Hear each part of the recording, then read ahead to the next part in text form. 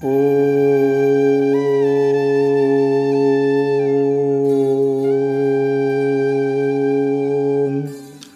मन्नाथ श्री जगन्नाथ मदगुरु श्री जगतगुरु मदात्मा सर्वभूतात्मा तस्मै श्री गुरवे नमः।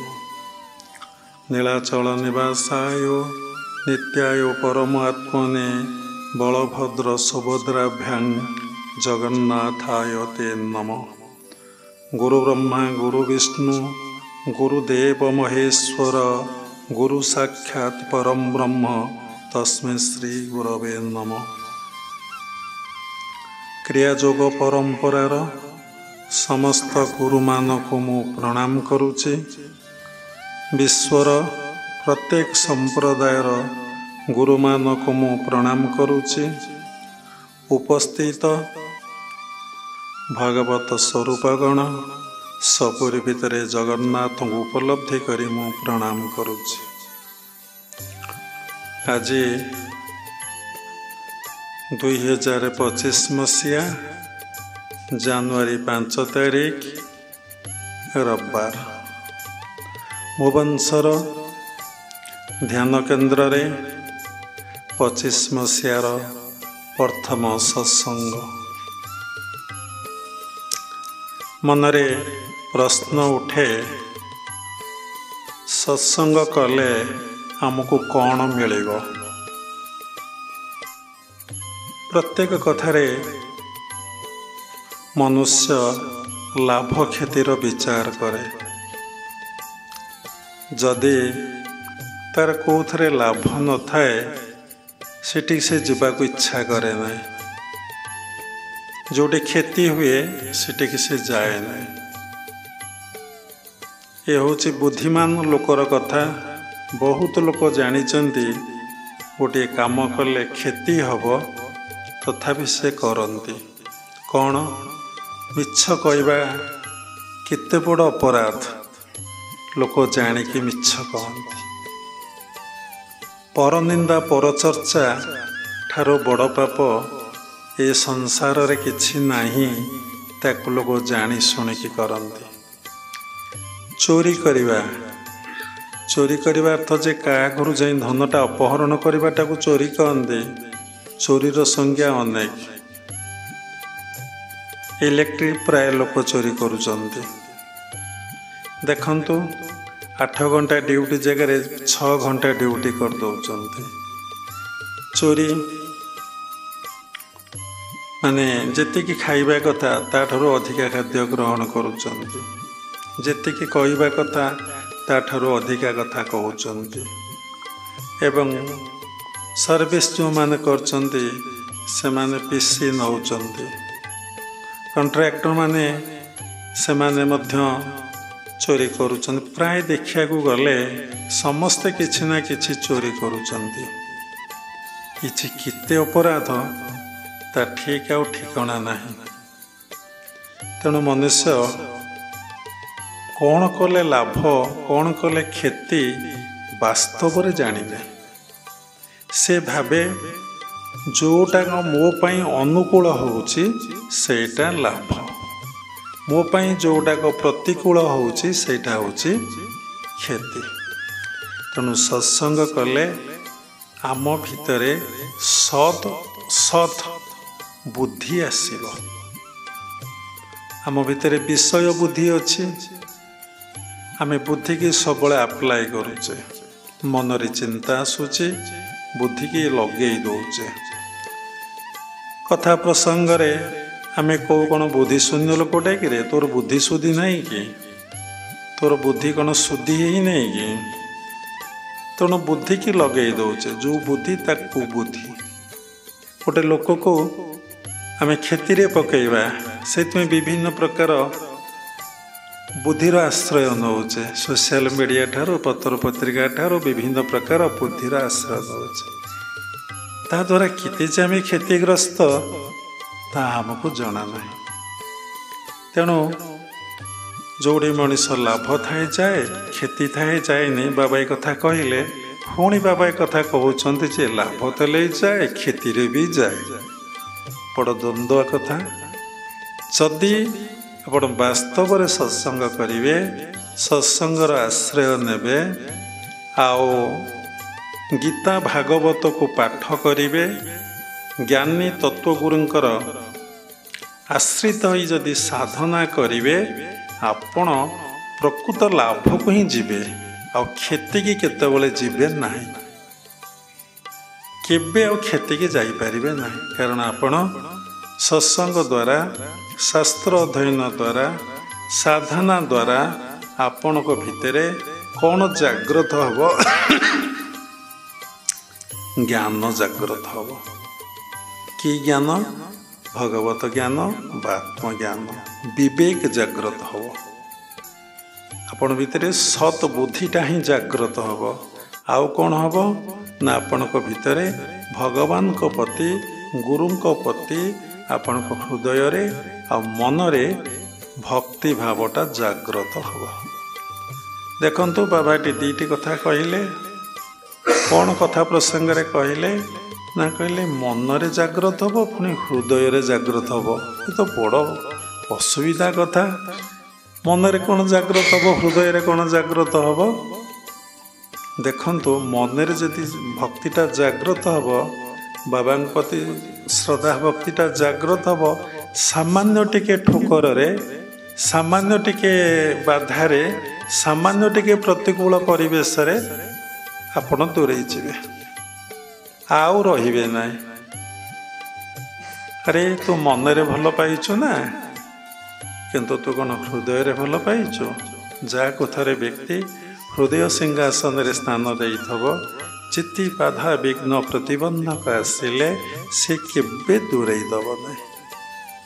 ତେଣୁ ଫାଷ୍ଟ ମନରେ ଇଚ୍ଛା ଜାଗ୍ରତ ହୁଏ। ଯେତେବେଳେ ସେ ଇଚ୍ଛାଟା ବଳବତ୍ତର ହୁଏ, ଆଜି ଆମେ ସତ୍ସଙ୍ଗ ଶୁଣିଯିବୁ, ସତ୍ସଙ୍ଗ ଶୁଣିଯିବୁ, ସତ୍ସଙ୍ଗ ଶୁଣିଯିବୁ, ସେ ବାବାଙ୍କୁ ଆମେ ଦର୍ଶନ କରିବୁ ବା ଦେଖିବୁ, ଯାହାର ଯେମିତି ଭାବ, ଯେତେବେଳେ ହୃଦୟରେ ବ୍ୟାକୁଳତା ଆସିବ, ଆଉ ଆପଣ ରହିପାରିବେ ନାହିଁ। ଯେପର୍ଯ୍ୟନ୍ତ ହୃଦୟରେ ବ୍ୟାକୁଳତା ନ ଆସିଛି, ସେ ପର୍ଯ୍ୟନ୍ତ ଆପଣ ଚିନ୍ତା କରିବେ, ମନରେ ଭାବିବେ, କିନ୍ତୁ ତାକୁ ୱାର୍କଆଉଟ୍ କରିପାରିବେ ନାହିଁ। ଯଦି ବାରମ୍ବାର ସତ୍ସଙ୍ଗର ଆଶ୍ରୟ ନେବେ, ଆଉ ଗୀତା ଭାଗବତକୁ ପାଠ କରିବେ। ଅନେକ ଗ୍ରନ୍ଥ ଅଛି। ବାବା କାହିଁ ଗୀତା ଭାଗବତ କଥା କହୁଛନ୍ତି? ସୃଷ୍ଟିର ମୂଳ ଗ୍ରନ୍ଥ ହେଉଛି ବେଦ, ତାଠୁ ବେଦାନ୍ତ, ଉପନିଷେଦ, ତାପରେ ଗୀତା, ତାପରେ ଭାଗବତ, ତାପରେ ମହାପୁରୁଷଙ୍କର ଗ୍ରନ୍ଥ ନୁହେଁ, ଜୀବନୀ ପାଠ କରିବାକୁ ପଡ଼େ।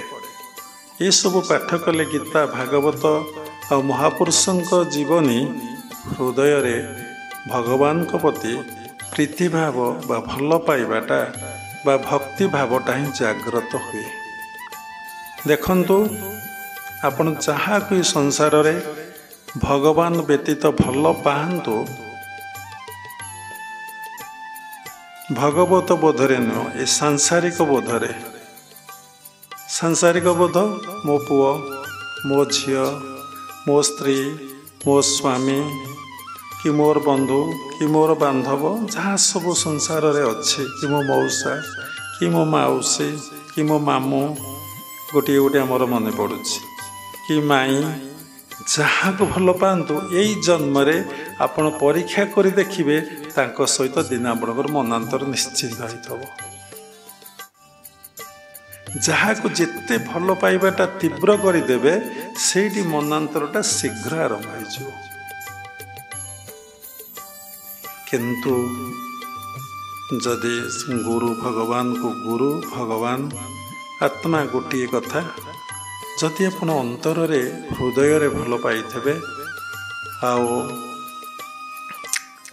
ଯାହା ଉପଦେଶ ଦେଇଛନ୍ତି ତାକୁ ଯଦି ଆପଣ ପାଳନ କରୁଥିବେ, କେବେ ଭଲ ପାଇବାଟା, ଭକ୍ତିଟା କେବେ ବାଧକ ହେବ ନାହିଁ, କେବେ ବାଧକ ହେବ ନାହିଁ।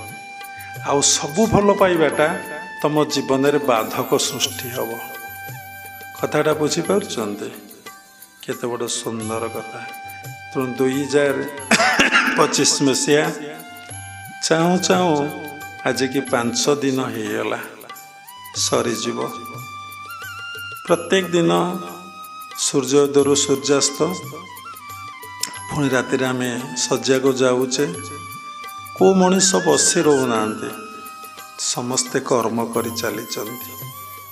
ବିନା କର୍ମରେ କିଏ କେବେ ବଞ୍ଚିପାରିବ ନାହିଁ। ସମସ୍ତଙ୍କୁ ଏଠି କର୍ମ କରିବାକୁ ପଡ଼ୁଛି। କର୍ମଟି ଦୁଃଖ ସୁଖ ଦାତା, ବିଶ୍ୱ ସଂସାରେ ବଳବନ୍ତା। କର୍ମଟି ଦୁଃଖ ଆଉ ସୁଖ ଦାତା, ବିଶ୍ୱ ସଂସାରେ ବଳବନ୍ତା। ଏ କର୍ମ ଆମକୁ ଦୁଃଖ ଦେଉଛି, କର୍ମ ଆମକୁ ସୁଖ ଦେଉଛି, କର୍ମ ଆମକୁ ବନ୍ଧନରେ ପକାଉଛି, କର୍ମ ଆମକୁ ଆନନ୍ଦ ଦେଉଛି। କର୍ମ ବନ୍ଧନର କାରଣ ହେଉଛି, କର୍ମ ମୋକ୍ଷର କାରଣ ହେଉଛି। ଆଜି ଆପଣ ଯାହା ପାଉଛନ୍ତି ବା ପାଇଛନ୍ତି ବା ପାଉଛନ୍ତି, ଯାହା ଭବିଷ୍ୟତକୁ ଆପଣ ପାଇବେ, ଆପଣ ଜୀବନ କାଳ ଭିତରେ ସବୁ ହିଁ ଆପଣଙ୍କର କର୍ମର ଫଳ। ସବୁ ହିଁ ଆପଣ କର୍ମର ଫଳ। ସେଥିପାଇଁ କେହି ଦାୟୀ ନୁହନ୍ତି। ବହୁତ ଲୋକ ଅଛନ୍ତି, ବହୁତ ସାଧୁସନ୍ଥ ବି ଅଛନ୍ତି, ସେମାନେ ଭଗବାନ କ'ଣ ଜାଣିନାହାନ୍ତି, ଈଶ୍ୱର କ'ଣ ଜାଣିନାହାନ୍ତି, ଜଗତର ନାଥ ଜଗନ୍ନାଥ କ'ଣ ଜାଣିନାହାନ୍ତି, ଗୁରୁ କ'ଣ କରିଛନ୍ତି, ଗୁରୁ କ'ଣ ବି ଜାଣିନାହାନ୍ତି, ଗୁରୁ କ'ଣ ଭଲ ଭାବରେ ବୁଝିନାହାନ୍ତି, ଗୁରୁଙ୍କୁ ଭଲ ଭାବରେ ଉପଲବ୍ଧି ଅନୁଭବ କରିନାହାନ୍ତି। ଯିଏ ଗୁରୁଙ୍କୁ ଯେତେ ଭଲ ବୁଝିପାରେ, ଗୁରୁଙ୍କୁ ଭକ୍ତି କରେ, ଗୁରୁଙ୍କୁ ଉପଲବ୍ଧି ଅନୁଭବ ଜୀବନରେ କରେ, ସେ ବ୍ୟକ୍ତି ସେତେ ଭଗବାନଙ୍କୁ ଭଲ ପାଇ ବସେ, ଭଗବାନଙ୍କୁ ଉପଲବ୍ଧି କରେ, ଭଗବାନଙ୍କୁ ଅନୁଭବ କରେ, ଆଉ ଭଗବାନଙ୍କ ପ୍ରେମରେ ଦିନଟି ଅତିବାହିତ କରିଯାଏ। ଜଣେ ବ୍ୟକ୍ତି ଆମକୁ ପାରାଦୀପରୁ କାଲି ପ୍ରାୟ ହେବ ଫୋନ୍ କଲେ, କହିଲେ ଗୁରୁଜୀ ଆପଣଙ୍କର ସତ୍ସଙ୍ଗ ବହୁତ ଭଲ ଲାଗୁଛି, ଟିକେ ପ୍ରେମ ତତ୍ଵ ଉପରେ କହୁନାହାନ୍ତି। ଦେଖନ୍ତୁ, 4ଟା ଯୋଗ, ଗୋଟେ ହେଲା କର୍ମଯୋଗ ଉପରେ ବାବା ଏବେ କହୁଥିଲେ। ଏଇ ଜନ୍ମରେ ଯଦି କର୍ମ ଯୋଗକୁ ଆପଣ ସଜାଡ଼ିବେ, ପାରିବେ କି ନ ପାରିବେ। ପୁଣି କର୍ମଯୋଗର ପରିପକ୍ଵ ଅବସ୍ଥା ଆସିଲେ ଆପଣ ଜ୍ଞାନ ଯୋଗର ଅଧିକାରୀ ହେବେ। ଜ୍ଞାନ ଯୋଗର ପରିପକ୍ଵ ଅବସ୍ଥା ଆସିଲେ ଆପଣ ଭକ୍ତି ଯୋଗର ଅଧିକାରୀ ହେବେ। ଭକ୍ତି ଯୋଗର ଯେତେବେଳେ ଅଧିକାରୀ ହେବେ, ଆପଣ ସେତେବେଳେ ଆନନ୍ଦଟା କ'ଣ ଜାଣିବେ, ଭଲ ପାଇବାଟା କ'ଣ ଜାଣିବେ। ଆଉ ଜୀବନଟା ସେତେବେଳେ ଗୋଟେ ରସମୟ ହେବ, ମାନେ ଭଲ ଲାଗିବ ଆପଣଙ୍କୁ। ଆହା ଆହା, ଏ ଦୁନିଆଟା ଏତେ ବଡ଼ ପ୍ରେମମୟ, ଆନନ୍ଦମୟ। ଯେମିତି ଭକ୍ତଙ୍କ ଭାଷାରେ ଭାସି ଉଠେ, କି ସୁନ୍ଦର ଆହା କି ଆନନ୍ଦମୟ, ଅଟେ ବିଶାଳ ସଂସାର, ଧନ୍ୟ ମହାପ୍ରଭୁ ମହିମା ତୁମର, ଅଟେ ଅନନ୍ତ ଅପାର। କି ସୁନ୍ଦର ଆହା କି ଆନନ୍ଦମୟ, ଅଟେ ବିଶାଳ ସଂସାର। କେଉଁ ଚେତନାକୁ ଲୋକ ଗଲେ ତା ଭିତରେ এই ଭାବଟି ହିଁ ଆସେ। ତେଣୁ ଆମେ ଜ୍ଞାନ ଯୋଗକୁ ବି ଭଲ ଭାବରେ ବୁଝିପାରିବା ନାହିଁ। ସେମିତି ସାଧନା କରି ଚାଲିଲେ, ଗୁରୁ ଭଗବାନଙ୍କର ଆଶୀର୍ବାଦ ଆସିଲେ ଭକ୍ତି ଯୋଗର ଅଧିକାରୀ ହେବା। ଭକ୍ତି ଯୋଗ ଆସିଲେ ଜୀବନଟା ଯେମିତି ଟିକେ ପରିପୂର୍ଣ୍ଣ ଭଳିଆ ଲାଗେ। ଦେଖନ୍ତୁ, ସମସ୍ତଙ୍କର ଅଭାବ, ସମସ୍ତଙ୍କର ଅଶାନ୍ତି, ସମସ୍ତେ ଏବେ ରୋଗଗ୍ରସ୍ତ, ସମସ୍ତେ ବି ଦୁଃଖ ଯନ୍ତ୍ରଣା କଷ୍ଟରେ ଜର୍ଜରିତ। କାହାକୁ ଗୋଟେ ଦେଖିବେ ସୁସ୍ଥ ଶରୀର, ସୁସ୍ଥ ମନ, ସୁସ୍ଥ ମସ୍ତିଷ୍କ ବ୍ୟକ୍ତିଟେ ଖୋଜିଲେ ପାଇବେ। ଭଗବାନଙ୍କୁ ପାଇଥିବା ବ୍ୟକ୍ତି ବହୁତ ଦୂରର କଥା। ସେ କଥା ସବୁ ତ ଆମର ଅଧା ହେଇଯାଏ। ସେଠୁ କହିଲେ, ଗୁରୁଜୀ ଟିକେ ପ୍ରେମ ତତ୍ଵ ଉପରେ କହିବେ। ଆମେ କାହାକୁ କିଛି କହୁନେ।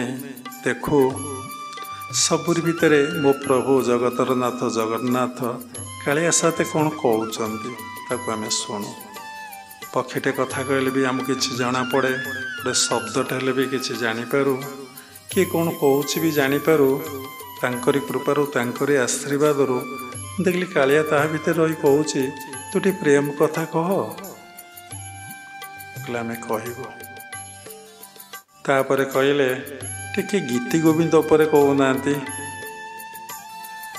କହିବା ସମୟ ଆସିଲେ ଯେତେବେଳେ ମୋ ଭିତରେ ରହି ସେ କହିବେ ଆମେ ନିଶ୍ଚିନ୍ତ କହିବୁ। ମୁଁ କିଛି ଠିକ୍ କରି କହେ ନାହିଁ, ଭାବେ ଥରେ ଆସିବା ପୂର୍ବରୁ ମନେ ପଡ଼ିଲେ କିଛି ଲେଖିଦିଏ ଖାତାରେ, କିନ୍ତୁ ସେ କଥା ଉପସ୍ଥାପନା କରିପାରେ ନାହିଁ। କେତେବେଳେ କରେ, କେତେବେଳେ କରିପାରେ ନାହିଁ। ଭାବେ ଯାହା ମୋ ଭିତରେ ମୋ ଗୁରୁଦେବ ମୋ ଠାକୁର କହୁଛନ୍ତି ତାହା ହିଁ ମୁଁ କହୁଛି। ଭଲ ଲାଗିଲେ ସେ ଜାଣନ୍ତି, ଖରାପ ଲାଗିଲେ ବି ସେ ଜାଣନ୍ତି, ତାଙ୍କ ଇଚ୍ଛା।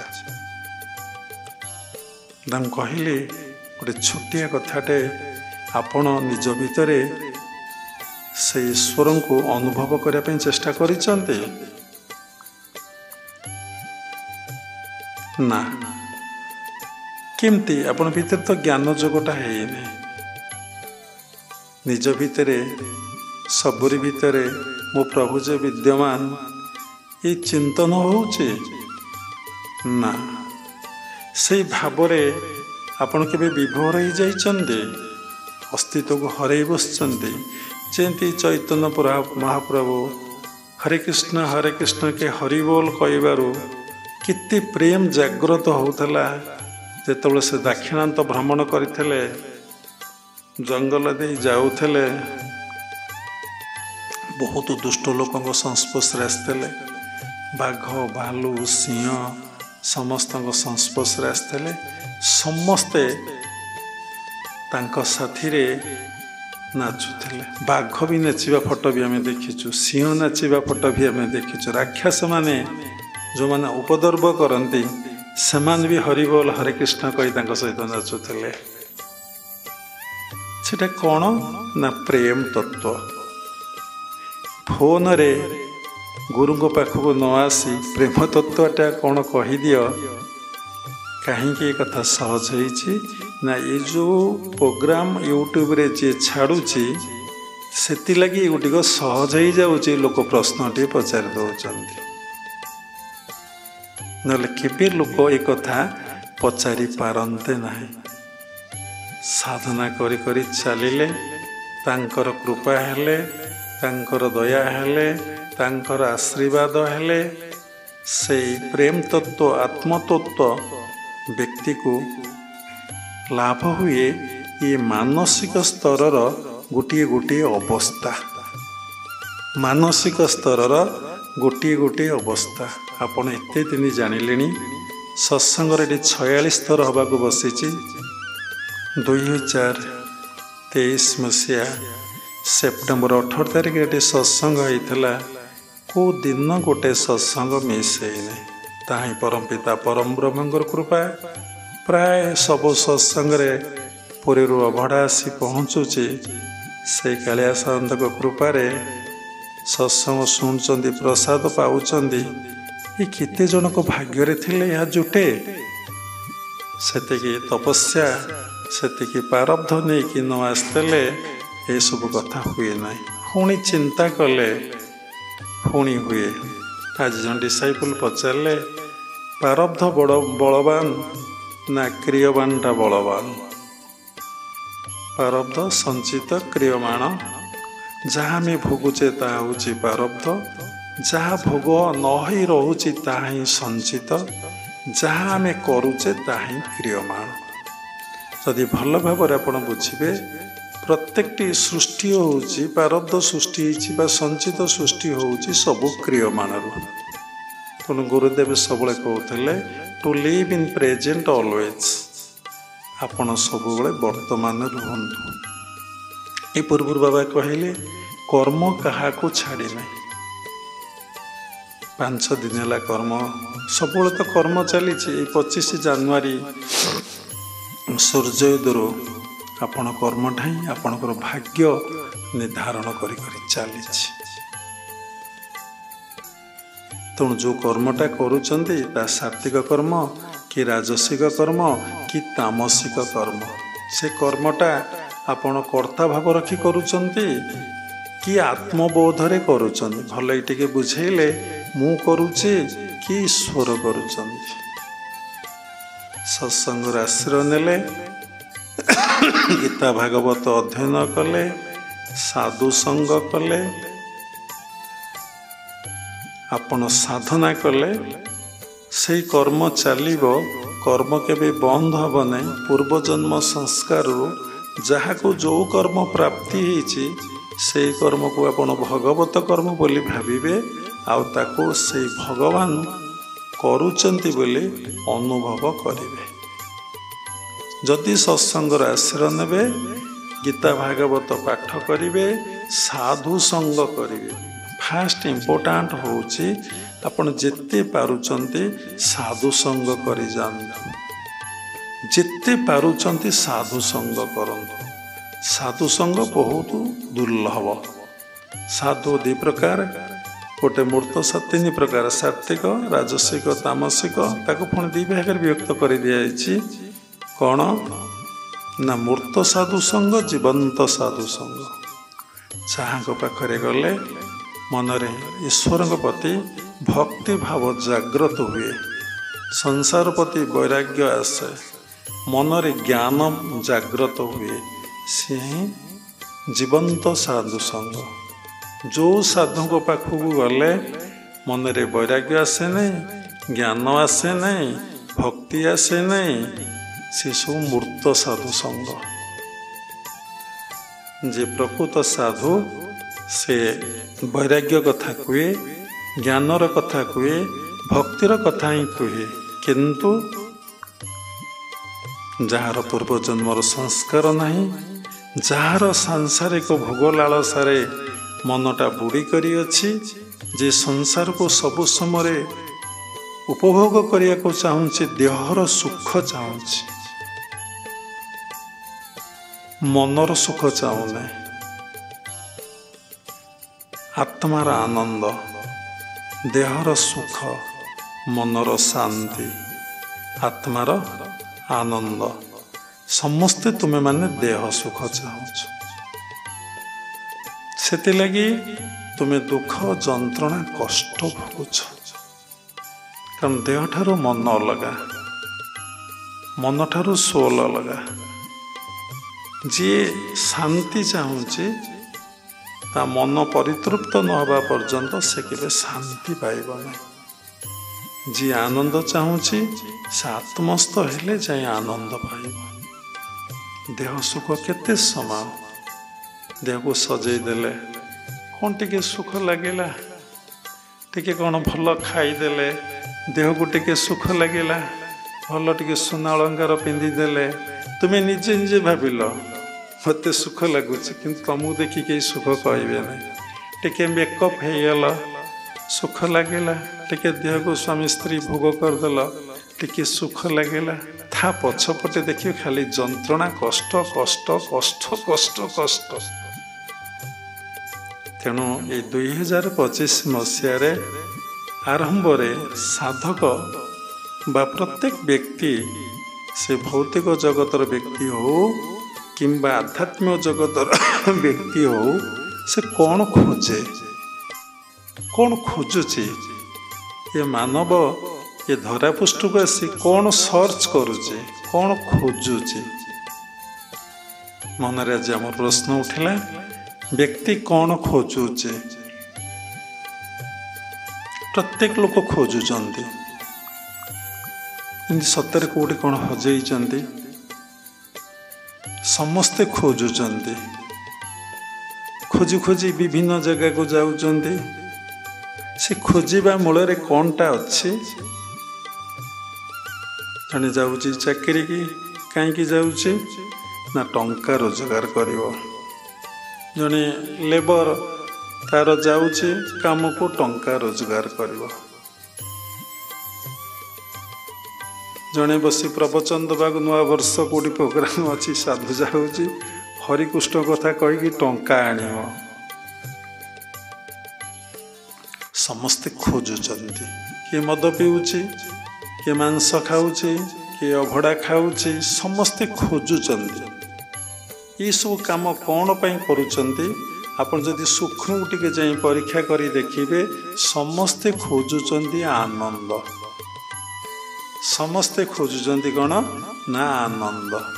ସେ ଟଙ୍କା ରୋଜଗାର କରିବାକୁ ଯାଇଛି ଆନନ୍ଦ, ପିକନିକ୍ କରିବାକୁ ଯାଇଛି ଆନନ୍ଦ, ଅଭଡ଼ା ଖାଇବାକୁ ଯାଇଛି ଆନନ୍ଦ, ଠାକୁରଙ୍କ ଦର୍ଶନ କରିବାକୁ ଯାଇଛି ଆନନ୍ଦ, ଚୋରି କରିବାକୁ ଯାଇଛି ବି ଆନନ୍ଦ, ସେଦିନ ଭଲ କି ଜୀବନଟାକୁ ଭୋଗ କରିଛି ଆନନ୍ଦ।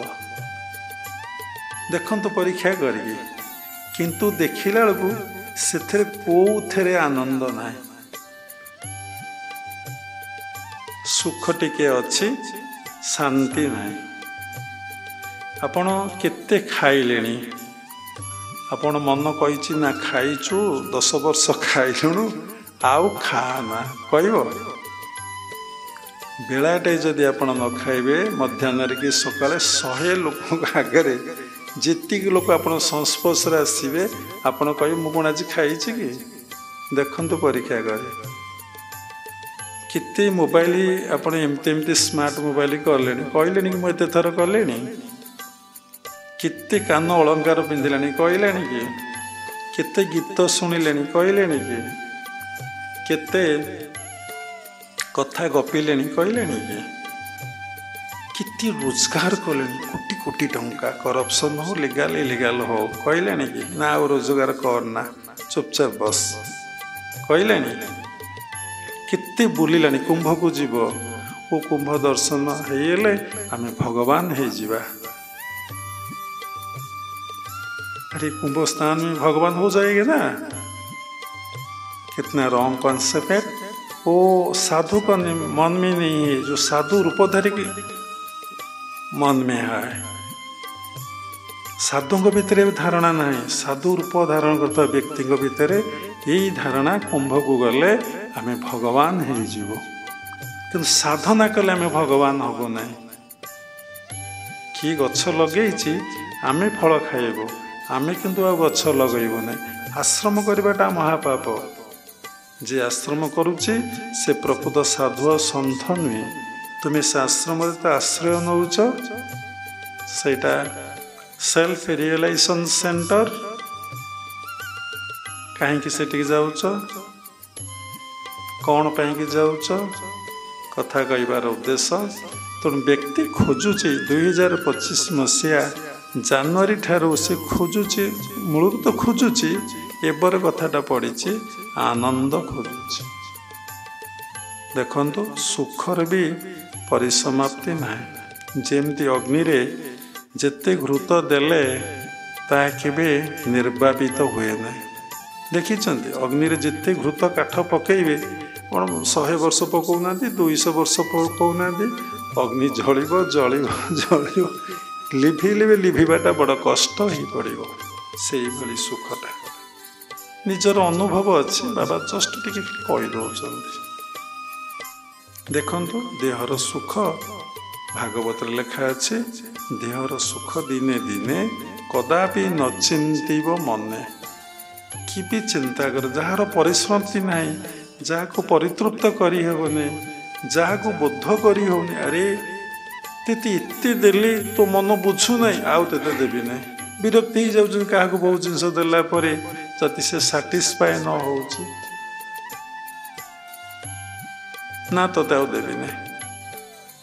से भली चिंता करिवा कथा। इत्ते दिन उपभोग कला परे जदि सुखर परिसमाप्ति न होउछि तले काहेकि मु सुखटा देबी, कौन पाई मु सुखटा देबी? आर तो परिसमाप्ति नहीं। केते बड़ सुंदर कथा। मनरे प्रश्न उठे, टिके बढ़ई दे फैन। मनरे प्रश्न उठे, सुख कथा गला कहले बहुत समय जीव, तापरे मन। देखंतु ये मन संजोग नहले कौन सी काम हुए ना। आपण माने एटी बसिचंती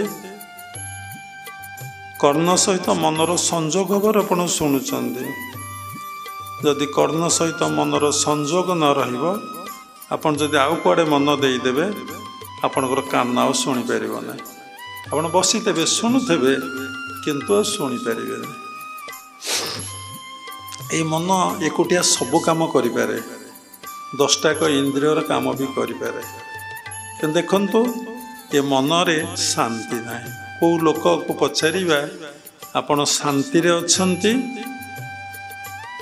समस्ते मना करेंगे किंतु एमती साधारण भाव में कहीदेवे हाँ आज्ञा आम शांति रे अच्छु काहारी देह भल अच्छी काहारी देह भल अच्छी हुकुम पाखे देखुना केते लोक जो लोक झाड़ फुंक होती केते लोक जो मेडिकल देखुना केते लाइन रे रहिया को पड़ुची कहीं ये सब घटना डे बाय डे ये मानव सोसाइटी रे पृथ्वी पृष्ठ रे घटना घटुची तापर गला मन केबे परितृप्त हब ना तापर गला आनंद आम तो सुख टिके पाइचे शांति भी टिके पाइने पुणी शांति जिते आम पाइने आम पुणी आनंद पाइबा केमिति आनंद पर ब्रह्मानंद पाइबा केमिति ब्रह्मानंद प्राप्ति पर आम पुणी शून्य अवस्था को जीवा केमिति शून्य पर महाशून्य अवस्था को आम जीवा केमिति तेणु सत्संगर आश्रय नेले साधु संग कले स्वाध्याय कले साधना कले ईश्वर प्रति मनरे सन्थक प्रति समस्त प्रति हृदय रे भक्ति भाव जागृत हब भक्तिटा सबु किछि सरल भाषा रे कहले भल पाइबा भावटा आपण भितर जागृत हब भल पाइबाटा जोडी भल पाइबाटा नाही सेठी किछि नहीं देखुना आपण कौन सी जगह को जाइछंती जदि आपण केटी भल न पाइला भल कथा न कहला भल ट्रीटमेंट न कला आपण कोन आउ थरे जिबे कि आउ थरे जिबे जो माने बुद्धिमान जो माने ज्ञानी से थरे दिथर तीन थर जिबे से देखिए आजिर सिचुएशन कौन थिला आउ थरर सिचुएशन कौन रोचे आउ थरर सिचुएशन कौन रोचे तेणु तामसिक लोक आबे ना राजसिक लोक आउ थे जापारती किंतु सात्विक भावापन्न लोक एगेन एंड एगेन जीवे से देखा कौन हो जदि प्रत्येक थर से भाई अव्यवस्था है अर्थात भल पाइबाटा नहीं से देखागला तेणु से माने आउ जीवे ना नीरव रहिबे तामसिक भावापन्न लोक माने विभिन्न कमेंट लिखिए विभिन्न क्रिटिसाइज करेंगे कारण समस्त को सब कथाटा दुनिया रे भल लगे ना देखंतु बहु लोक श्रीमंदिर जाइछन्ति आमे देखिछु सेमान को जदि महाप्रसाद खाइबा कथा कुआ से कोई ना टिके आम पाई दौचु हाथ में आमे जाए होटल रे खाइबु आमे ये कान ये कथा शुणी केते बड़ कथा जदि महाप्रसाद महिमा विषय स्कंद पुराण आपण पढ़े आपण आश्चर्य हो जहाँ को महाप्रसाद पाइबापी माँ विमला छिड़ा हाथ पतेकी बसीचंती टिके प्रसाद पाइबे बोली जहाँ को देवदेव महादेव चाह बसिचंद जहाँ को नारद मुनि चाह बसिचंदी समस्त देवादेवी चाह बसिचंद देखो जगन्नाथ प्रसाद समस्त देवादेवी पाखरे कौन हुए ना लगी हुए समस्त पाखरे जिति देवादेवी अच्छा जगन्नाथ बलभद्र सुभद्रा को छाड़देले समस्त पाखरे प्रभुंकर प्रसाद लगी हुए कहीं खाली प्रभुंक प्रसाद नहीं प्रभुंकर वस्त्र प्रभुंकर फूल प्रभुंकर प्रसाद सबू देवादेवी पाखरे लगी हुए कहीं समस्ते परमपिता परम प्रभुंकर ସେଇ ମହାପ୍ରସାଦ ପାଇବା ପାଇଁ ସମସ୍ତେ ବ୍ୟାକୁଳିତ। କିନ୍ତୁ ମ୍ୟାକ୍ସିମମ୍ ଲୋକ ଆମେ ଶୁଣିଛୁ ଆମେ ଗଲେ ଟିକେ ହୋଟେଲରେ ଖାଇବୁ। କହିବାର ଅର୍ଥ ତାମସିକ ଲୋକକୁ ଏସବୁ କଥା ଭଲ ଲାଗିବନି। ଟିକେ ନନଭେଜ୍ ହେଇଥିବେ ସେମାନେ ଖାଇବାକୁ ଭଲ ଲାଗିବ, ପେଟକୁ ଦାନା ଗଣ୍ଡାଇ ଯିବ। ଆପଣମାନଙ୍କର ବି କାହାର ଅନୁଭବ ଥାଇପାରେ। ଜଣେ ଟିଚର 2 ଜଣ ଏବେ ଆଶ୍ରମ ଗଲେ। ଧନ୍ୟ ସେ ଟିଚର, ସବୁଯାକ ଟିଚର ଲେକ୍ଚରରେ ଇଞ୍ଜିନିୟର ଆଶ୍ରମ ପରିପୂର୍ଣ୍ଣ। ସେ କହିଲେ ବାବା ବୋଲି ରୁହନ୍ତୁ, ଆପଣ ପ୍ରସାଦ ପାଇବେ, କଥା ମାଧ୍ୟମରେ ଆପଣ ଶିଖନ୍ତୁ ସବୁ। ନା ନାଇଁ ଏଠି ତ ଭେଜ୍ ହେଉଛି, ଆମେ କେମିତି ଖାଇବୁ? ଆମେ ସେ କଥାର ଅର୍ଥ ବୁଝିପାରିଲୁ। ଏଠି ଭେଜ୍ ହେଉଛି, କେମିତି ଆମେ ଖାଇବୁ? ମୁଁ ଠିକ୍ ଅଛି, ଯଦି ଆପଣଙ୍କୁ ଭଲ ଲାଗୁନାହିଁ ଆପଣ ଆସନ୍ତୁ। ମନେ ରଖନ୍ତୁ, କାହାକୁ ଯଦି ବୁଝିବାକୁ ଚାହିଁବେ, ଯଦି ସେ ବୁଝିବାକୁ ରାଜି ନଥିବ, ତାର ସେଇ ସୁସଂସ୍କାର ନଥିବ, ଆପଣ ଯେତେ ବୁଝାନ୍ତୁ ଆପଣ ହାରିଯିବେ। ଏକ୍ଜାମ୍ପଲ୍, ଯଦି ପଥର କାନ୍ଥରେ କଣ୍ଟା ବାଡ଼େଇବେ, ଆପଣ ହାତ ବିନ୍ଧିବ, କଣ୍ଟା ବଙ୍କା ହେଇଯିବ, ପଥର କାନ୍ଥର କି ପରିବର୍ତ୍ତନ ହବ? ଯେଉଁ ଲୋକ ଭିତରେ କୁସଂସ୍କାର ପରିପୂର୍ଣ୍ଣ ହୋଇଅଛି, କେଉଁ ଜନ୍ମର ଟିକେ ସୁସଂସ୍କାରରୁ ସେ ପଳେଇ ଆସିଛି ତମ ପାଖକୁ, ତେବେ ତାକୁ ଯେତେ ଭାଗବତ ପ୍ରସଙ୍ଗ କୁହ, ତାର ଯେତେ ସେବା କର, ତାକୁ ଯେତେ ଜିନିଷ ଅଫର କର, ସେ ପାଇଲା ପରେ ସେ ପୁଣି କ'ଣ ହବ ନା ପୂର୍ବ ପରି ରହିବ। ଗୋଟେ ଛୋଟିଆ କଥା, କୁକୁରକୁ ଆପଣ ଯେତେ ଗାଧେଇ ଦିଅନ୍ତୁ, ସାମ୍ପ ଲଗେଇ, କ'ଣ ସବୁ ଅଛି ଆପଣ ଆଜିକାଲି ଦୁନିଆରେ ଜାଣିଥିବେ। ଆମେ ତ ଆଜି ପର୍ଯ୍ୟନ୍ତ ସାବୁନ କ'ଣ ମାରି ହେଇନି, ସତରେ ସାବୁନ ଲଗେଇନୁ। ଭଗବାନ ଜାଣନ୍ତି ପ୍ରାୟ ଗନ୍ଧଉଥବୁ। ତେଣୁ ବାବା ମିଛ କହୁଛନ୍ତି, କାଳିଆ ସାଆନ୍ତେ ଜାଣନ୍ତି। ବର୍ଷକୁ ଯଦି ଥରେ ଲଗାନ୍ତି କି କେତେ ବଡ଼ କଥା ହନ୍ତା। ସେଠୁ ଯେତେ ତାକୁ ଗାଧେଇ ଦିଅନ୍ତୁ, ଯତ୍ନ କରନ୍ତୁ, ତାକୁ ଛାଡ଼ି ଦିଅନ୍ତୁ, ସେ ଧୂଳିରେ ଗଡ଼ିଯିବ।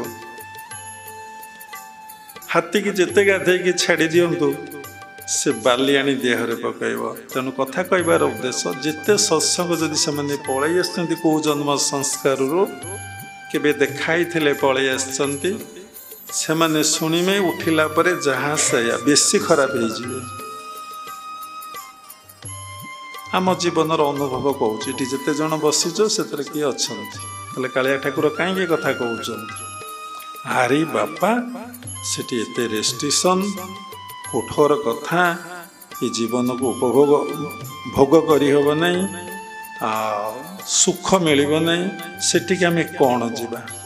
ଚଲା ପଥରେ ସାଧୁ ଚାଲିଛନ୍ତି, ଅନେକ ବାଟୋଇ ଆସି ସାଧୁଙ୍କ ସହିତ ମିଶନ୍ତି।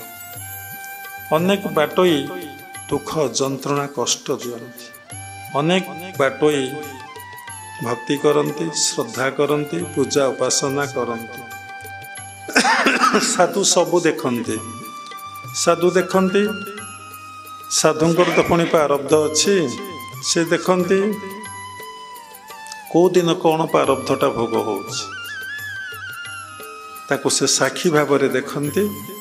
ସେ କେମିତି ଚାଲିଥାନ୍ତି, କିଏ କଣ୍ଟା ପକାଇ ଦିଏ, ସାଧୁ ମାଡ଼ି ପକାନ୍ତି, କିଏ ଫୁଲ ବିଛେଇ ଦିଏ, ସାଧୁ ବି ତାକୁ ମାଡ଼ି ପକାନ୍ତି। ସାଧୁଙ୍କର କେଉଁଥିରେ ପ୍ରତିକ୍ରିୟା ନାହିଁ। କଣ୍ଟା ପଡ଼ୁଛି ତାଙ୍କ କର୍ମର ଫଳ, ଆଉ ଫୁଲ ପଡ଼ୁଛି ସେ ସାଧୁଙ୍କ କର୍ମର ଫଳ। କାରଣ ଯେଉଁଭଳି ତପସ୍ୟା ନେଇକି ସେ ଆସିଛନ୍ତି, ସେଇଭଳିଆ ବାଟୋଇ ତାଙ୍କ ସାଥିରେ ମର୍ଜ କରିଯାଆନ୍ତି। ପୁଣି କିଛି ବାଟ ଗଲା ପରେ କିଏ ଦୁଃଖ ଯନ୍ତ୍ରଣା କଷ୍ଟ ଦିଏ, କିଏ ସୁଖ ଶାନ୍ତି ଆନନ୍ଦ ଦିଏ, ସାଧୁଙ୍କ ପାଖରେ ସବୁ ଏ କଥା ମନେ ରହେ। ସାଧୁ ଚାଲନ୍ତି, କୌଣସି ପ୍ରତିକ୍ରିୟା ନଥାଏ, ପ୍ରାୟ କେହି ଯାତ୍ରୀ ରହନ୍ତି ନାହିଁ। କିଛି କିଛି ବର୍ଷ ଗଲା ପରେ ସେମାନେ ପୁଣି ନିଜର ଗନ୍ତବ୍ୟ ପଥରେ ପଳେଇ ଯାଆନ୍ତି। କାହିଁକି ନା ସାଧୁଙ୍କର ସଂସ୍କାର ବା କର୍ମ, ଏଇ ଯେଉଁ ବ୍ୟକ୍ତି ମର୍ଜ କରିଛନ୍ତି ବାଟୋଇ, ସେମାନଙ୍କର ସଂସ୍କାର ଠିକ୍ ନଥାଏ। ଯାହାର ଯାହା ସଂସ୍କାର ଠିକ୍ ନ ରହିବ ସେ କେବେ ଏକାଠି ବସବାସ କରିପାରିବେ ନାହିଁ। ଜାଣ, ସକାଳେ ଆମେ 4ଟା ରାତି ଉଠିଲୁ, ବ୍ରାହ୍ମ ମୁହୂର୍ତ୍ତରୁ ଧ୍ୟାନ ଜପ କଲୁ, ଉଠିକି ସ୍ନାନ କଲୁ, ପ୍ରଭୁଙ୍କ ସେବା ପୂଜା କଲୁ, ନୈବେଦ୍ୟ କଲୁ, ଗୋଟିଏ ଛୋଟିଆ ପ୍ରସାଦ ପାଇଲୁ, କଥାଟା ଏତିକିରେ ଥାଉ। ସେଇ କର୍ମ ଯାହାର ସଂସ୍କାରରେ ଲେଖା ନାହିଁ, ସେଇ ଟାଇପ୍ର କର୍ମ ସେ ଛୁଆକୁ ଖାଇବାକୁ ଦେବ, ପିଲା ଜନ୍ମ କରିବ, ସ୍କୁଲକୁ ଯିବ, ଫୋନରେ ଗପିବ, ଶୋଇବ, କୁଆଡ଼େ ରୋଜଗାର କରିବାକୁ ପଳେଇବ, କି ମାଛ ଧରି ବିଜନେସ୍ କରିବାକୁ ପଳେଇବ। ଯେ ଯେଉଁ ଅଶେଷ ପ୍ରକାର କର୍ମ ଅଛି, ସେ ସେଇ ପ୍ରକାର କର୍ମ ତାର କପାଳରେ ଲେଖା ଅଛି, ସେ ତମ ପାଖରେ ରହିବ। ଯାହାର ତମେ ଯେଉଁ ପ୍ରକାର କର୍ମ, ସେଇ ପ୍ରକାର କର୍ମ ତା କହନ୍ତି ଭଲ ଭାଷାରେ ସଂସ୍କାର ନେଇକି ଆସିଥିବ, ତମର ତାର ପ୍ରୀତି ହେବ, ଭାବ ହେବ। ଯେପର୍ଯ୍ୟନ୍ତ କର୍ମ ଏକ ନ ହେଇଛି, ତମର କୌଣସି ଲୋକ ସହିତ କୌଣସି ଲୋକର ପ୍ରୀତି ଭାବ ହେବନି। ସାଧୁର କର୍ମ ସହିତ ଯଦି ସାଧୁର କର୍ମ ନେଇ ତୁମେ ଆସିଥିବ, ତାହେଲେ ତମର ତାଙ୍କର ପ୍ରୀତି ହେବ, ତୁମେ ତାଙ୍କ ପାଖରେ ରହିପାରିବ। ତାହେଲେ ଯେତେ ସୁନା ଏଣ୍ଡୁରି ଦେଲେ, ବୁଝିପାରୁଛନ୍ତି, ଯେତେ ଫ୍ଲାଇଟ୍ରେ ବୁଲେଇଲେ, ଯେତେ ଖାଇବା ପିଇବାକୁ ଦେଲେ, ସବୁ ତାଙ୍କୁ ବିଷ ଭଳିଆ ଲାଗିବ। କେତେ ସୁନ୍ଦର କଥା। ସାଧୁ ଚାଲିଛନ୍ତି, ଚାଲିବେ, ପହଞ୍ଚିଲା ବେଳକୁ ଲକ୍ଷ୍ୟସ୍ଥଳରେ ଦେଖିଲା ବେଳକୁ ଜଣେ କି 2 ଜଣ ବାଟୋଇ ଥାଇପାରନ୍ତି, ନଥାଇପାରନ୍ତି, ଜଣେ କି 2 ଜଣ। କେଉଁ ସାଧୁଙ୍କ ଭାଗ୍ୟରେ ଜଣେ ଥାଆନ୍ତି, କାହାର 2 ଜଣ ଥାଆନ୍ତି, କାହାର 3 ହେବା ଭାରି କଷ୍ଟ, 3 ହେବା ଭାରି କଷ୍ଟ। କାରଣ ଏ ସଂସାରରେ ବଡ଼ କଥା ହେଉଛି କାହା ପାଖରେ ନିଜକୁ ସମର୍ପଣ କରିଦେବା। ଦୀକ୍ଷା ଗ୍ରହଣ ପରେ ଆଉ ଶିଷ୍ୟର କୌଣସି ସ୍ୱାଧୀନତା ନଥାଏ। ଏ ଦୁନିଆରେ ବଡ଼ ଉପାଧି ହେଉଛି, ବଡ଼ ଆଚିଭମେଣ୍ଟସ୍ ହେଉଛି ଗୋଟେ ଭଲ ଶିଷ୍ୟ ହେବା। ଦିନେ ଭଲ ଶିଷ୍ୟ ଦିନେ ଗୁରୁରେ ପରିଣତ ହୁଏ। ଗୁରୁ ଯାହାକୁ ସାର୍ଟିଫିକେଟ୍ ନ ଦେବେ, ଆପଣ କ'ଣ ବୋଲି ସାଧୁ ବୋଲି ଯେପର୍ଯ୍ୟନ୍ତ ସାର୍ଟିଫିକେଟ୍ ଆପଣ ନ ଦେବେ, ଜ୍ଞାନର କୌଶଳ ନ ଶିଖେଇ ଦେବେ, ସାଧନାର କୌଶଳ ଶିଖେଇ ନ ଦେବେ, ଏବଂ ସାଧନାର ବିଭିନ୍ନ ସ୍ଥିତିରେ ସମସ୍ତେ ଏକ ବୋଲି ଆପଣଙ୍କୁ ଉପଲବ୍ଧି ଅନୁଭବ କରେଇ ନ ଦେବେ, ଆପଣ କିଛି କରିପାରିବେ? ଗୁରୁଙ୍କୁ ଛାଡ଼ି କିଛି କରିପାରିବେ? ଯଦି କରିବେ ହାସ୍ୟାସ୍ପଦ, ମାଡ଼ ଖାଇବେ। ଖାଉଛନ୍ତି ନା। ବାବା ସତ୍ସଙ୍ଗ କରି ଛାଡ଼ି ଦେଉଛନ୍ତି। ଆମେ ଆର ବିରୋଧୀ କି ବିରୋଧୀ ନୁହନ୍ତି, ଯେଉଁମାନେ ମିଶିଛନ୍ତି ଜାଣିଥିବେ। 1.5 ବର୍ଷ ହେଲା ଏଇ ସୁଯୋଗ ୟୁଟ୍ୟୁବ୍ ଚ୍ୟାନେଲର ଯିଏ କରିଛନ୍ତି, ମାଲିକ ନୁହନ୍ତି, କେତେ ରିକ୍ୱେଷ୍ଟ କରି ଡବଲ୍-ସି ଭକ୍ତି ଚ୍ୟାନେଲ, ୟୁଟ୍ୟୁବ୍ ଚ୍ୟାନେଲ କହିଲେ, କରି ଗୋଡ଼ ହାତ ଧରି ଜଗନ୍ନାଥ ପରେ କାନ୍ଦି ଆମେ କହିଲୁ ଆମେ 2 ପଦ କଥା କହିବୁ। କାରଣ ଆମେ କହିଲା ବେଳେ ଆମେ ଭାବୁ ଆମେ ଯାହା କହୁଛୁ, ଯାହା ଉଚ୍ଚାରଣ କରୁଛୁ, ତାହା ଆମର ଆଚରଣରେ ଅଛି ତ? ଯାହା ମୁଁ ଉଚ୍ଚାରଣ କରୁଛି ତାହା ମୋ ଆଚରଣରେ ଅଛି ତ? ସ୍ୱୟଂ ନେଚର ଭଲ ନୁହେଁ। ଯେତେ ଦେଖେଇ ହେବେ ସେତେ ମାଡ଼ଟିଏ ଭଗବାନ ଦେବେ। ଏହାକୁ ଦେଖି ବାବାଙ୍କ ସତ୍ସଙ୍ଗରେ ଏତେ ଭ୍ୟୁ, ସାରା ଓଡ଼ିଶା, ଇଣ୍ଡିଆ ବାହାର ଲୋକମାନେ ଦେଖୁଛନ୍ତି। ତାହିଁ କାଳିଆ ସାଆନ୍ତଙ୍କର କୃପା ଆଶୀର୍ବାଦ। ସେ ଚାହିଁବେ ଯେ କାହାକୁ ସ୍ୱର୍ଗକୁ, କାହାକୁ ନରକକୁ, କେଉଁଠି କ'ଣ ରଖିବେ, ସେ କଥା ସେ ଜାଣ। ଦେଖନ୍ତୁ, ଭୀମ ଭୋଇ ପାଠ ପଢ଼ିନାହାନ୍ତି, ଜାତିରେ କ'ଣ ଅନ୍ଧ, ପୁଣି ଅନ୍ଧ, ତାଙ୍କ କଥା ସାରା ୱାର୍ଲଡ କେମିତି ଜାଣିଲା? ଗୋଟେ ଛୋଟିଆ କଥା ତ। ଅନେକ ଭଜନ ସ୍ତୁତି ଚିନ୍ତାମଣି ପଢ଼ିଲେ ଆପଣ ଜାଣିବେ ସେ କ'ଣ ବୋଲିଛନ୍ତି। 5 ଜଣ ପଣ୍ଡିତ ଲେଖିଛନ୍ତି, ତାକୁ ଯଦି ବି ବ୍ୟାଖ୍ୟା କରାଯାଏ, କେହି 2-3-4ଟା ସେଣ୍ଟେନ୍ସକୁ ବ୍ୟାଖ୍ୟା କରିବା ଭଳି ପୁଅ କେହି କାହିଁ ୱାର୍ଲଡରେ ଜନ୍ମ ହେଇନାହାନ୍ତି। ଗୋଟେ କହିଲେ, ମୋ ଜୀବନ ପଛେ ନରକେ ପଡ଼ିଥାଉ, ଜଗତ ଉଦ୍ଧାର ହେଉ, ଏ କଥା ଆପଣ କହିପାରିବେ?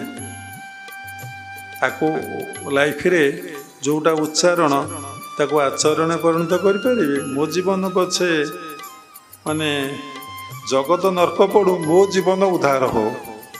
ବର୍ତ୍ତମାନ ଲୋକଙ୍କର କନସସ୍ ଏ ଜଗତ ନଷ୍ଟ ହେଇଯାଉ, ମୁଁ ଟଙ୍କା ପଇସା କୋଠା ବାଡ଼ିରେ ଯେମିତି ପୁରା ପରିପୂର୍ଣ୍ଣ ହେଇ ରହିବି। ୟୁପିରେ କେଉଁ ଘର ଗୋଟେ ଚଢ଼ଉ ହେଲା ଆମେ ତ ଜାଣିନୁ, କେତେ ଶହ କୋଟି ଟଙ୍କା କୁଆଡ଼େ ବାହାରିଲା। ଟ୍ରକ୍ ଖାଲି ସେ ଟଙ୍କା ଭୋଇବାରେ ଲାଗିଲା ଜଣକ ଘରୁ, ଯାହା ଭିତରେ ବିଶ୍ୱ ପ୍ରେମ। ସମସ୍ତେ ଆମେ ଏକ, ସାରା ବିଶ୍ୱ ଏକ ପରିବାର। ସମସ୍ତେ ଆମେ ଭଗବାନଙ୍କର ସନ୍ତାନ, ଭଗବାନଙ୍କର ଅଂଶବିଶେଷ।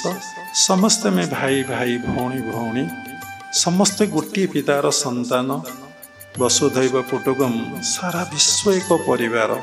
କି ହିନ୍ଦୁ, କି ମୁସଲମାନ, କି ଖ୍ରୀଷ୍ଟିଆନ, କି ଶିଖ, ସମସ୍ତେ ଆମେ ଏକ। ଏଇ କନସସନେସ୍ ଆସିବ।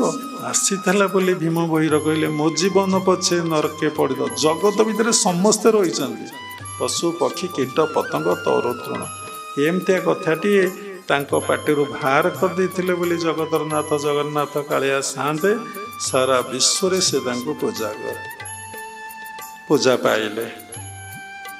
ଜଣେ ବ୍ୟକ୍ତି, ପଣ୍ଡିତ ଲୋକ ଜଣେ ଆମକୁ ଫୋନ୍ କଲେ କଟକରୁ।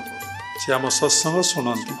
କହିଲେ ମହାରାଜ, କହିଲେ ଆଜ୍ଞା, ନା ଆପଣଙ୍କ ସତ୍ସଙ୍ଗ କେମିତି ସମସ୍ତେ ଶୁଣନ୍ତେ ଜାଣନ୍ତେ, ଗୋଟେ ବିରାଟ ସମାଜରେ ସଂସ୍କାର ସୃଷ୍ଟି କରୁଛି, ଆଣୁଛି।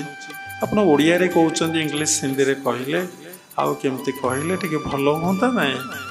ମୁଁ କହିଲି ଆଜ୍ଞା, ଯେ ନିଜର ପ୍ରଚାର କରେ, ନିଜ କଥା କୁହେ, ନିଜକୁ ପୂଜା କରିବାକୁ କହେ, ନିଜର ଲକେଟ ବେକରେ ପକାଇବାକୁ ଦିଏ, ସେ ହେଉଛନ୍ତି ଦ୍ୱିତୀୟ ରାବଣ। ଗୋଟିଏ ରାବଣ। କ'ଣ ରାବଣ? ରାବଣ ନିଜକୁ ଭଗବାନ ବୋଲି କହୁଥିଲା, ନିଜକୁ ପୂଜା କରିବାକୁ କହୁଥିଲା, ନବଗ୍ରହକୁ ପାଦ ତଳେ ଖଟଉଥିଲା, ଦେବଦେବ ମହାଦେବଙ୍କୁ ପାଦ ତଳେ ଖଟଉଥିଲା, ଇନ୍ଦ୍ରଙ୍କୁ ପାଦ ତଳେ ଖଟଉଥିଲା, ସମସ୍ତଙ୍କୁ ପାଦ ତଳେ ଖଟଉଥିଲା ନା। କ'ଣ ତାର ଅବସ୍ଥା ହେଲା ଜାଣିଛନ୍ତି ନା? ଆଜ୍ଞା, ଆମେ କହିଲୁ ଗୋଟିଏ କଥା ମନେ ରଖନ୍ତୁ, ସତ୍ୟର ପ୍ରଚାର ଦିନେ ସତ୍ୟ କରିବ।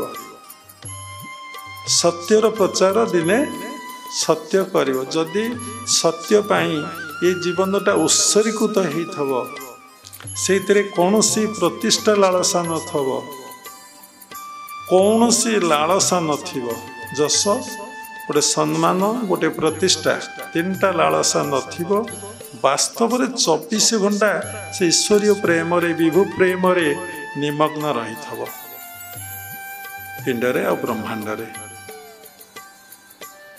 ତାହେଲେ ଭଗବାନ ତା ଭକ୍ତକୁ ଯୁଗେ ଯୁଗେ ବଡ଼ କରି ପୂଜା କରୁନାହାନ୍ତି? ଆପଣ ଦେଖୁନାହାନ୍ତି, ସବୁ ଭକ୍ତମାନଙ୍କର କିଭଳି ପୂଜା କାଳିଆ ସାଆନ୍ତେ କରିଦେଇଛି, କରୁଛି ଏବେ ମଧ୍ୟ। ତେଣୁ ଆମେ 25 ମସିହାଟାକୁ କେମିତି ଗଢ଼ିବା? ଭୁଲ କହିଲି, 25 ମସିହାଟାକୁ ଆମେ କେମିତି କାଟିବା? 25 ମସିହାରେ ନିଜକୁ କେମିତି ସଜାଡ଼ିବା? 25 ମସିହାରେ ନିଜକୁ କେମିତି ପରିବର୍ତ୍ତନ କରିବା? ଆମେ ବାସ୍ତବରେ ଗୋଟିଏ ଜିନିଷ ଖୋଜିବା। କ'ଣ ଖୋଜିବା 25 ମସିହାରେ? ନା ଆମେ ଆନନ୍ଦ ଖୋଜିବା, ଆନନ୍ଦକୁ ସର୍ଚ୍ଚ କରିବା। ସେ ଆନନ୍ଦ କେଉଁଠି ଅଛି? ମୁଁ ଆଜି ପିକନିକ୍ କରିବାକୁ ଯାଇଥିଲି ଆନନ୍ଦ ପାଇଁ, ସତ୍ସଙ୍ଗ ଶୁଣିବାକୁ ଯାଇଥିଲି ଆନନ୍ଦ ପାଇଁ, ଫଟୋ ଉଠେଇଥିଲି ଆନନ୍ଦ ପାଇଁ, ଖାଇଥିଲି ଆନନ୍ଦ ପାଇଁ, ଟଙ୍କା ରୋଜଗାର କରିଥିଲି ଆନନ୍ଦ ପାଇଁ, ଚୋରି ବି ଆଜି କରିଥିଲି ଆନନ୍ଦ ପାଇଁ, ପିସି ବି ଆଜି ଆଣିଥିଲି ସେଇ ଚୋରି ଭିତରେ ଯାଇ ଆନନ୍ଦ ପାଇଁ। ଆଜି ଯାହା କରିଥିଲି ଆନନ୍ଦ ପାଇଁ, ବାସ୍ତବରେ ସେ ଆନନ୍ଦ ମୋତେ ଆଜି ପ୍ରାପ୍ତି ହେଇଛି ତ? ଆନନ୍ଦ ଦେହକୁ ମିଳେ ନା ଇନ୍ଦ୍ରଗଣକୁ ମିଳେ ନା କାହାକୁ ମିଳେ ସେ ଆନନ୍ଦ?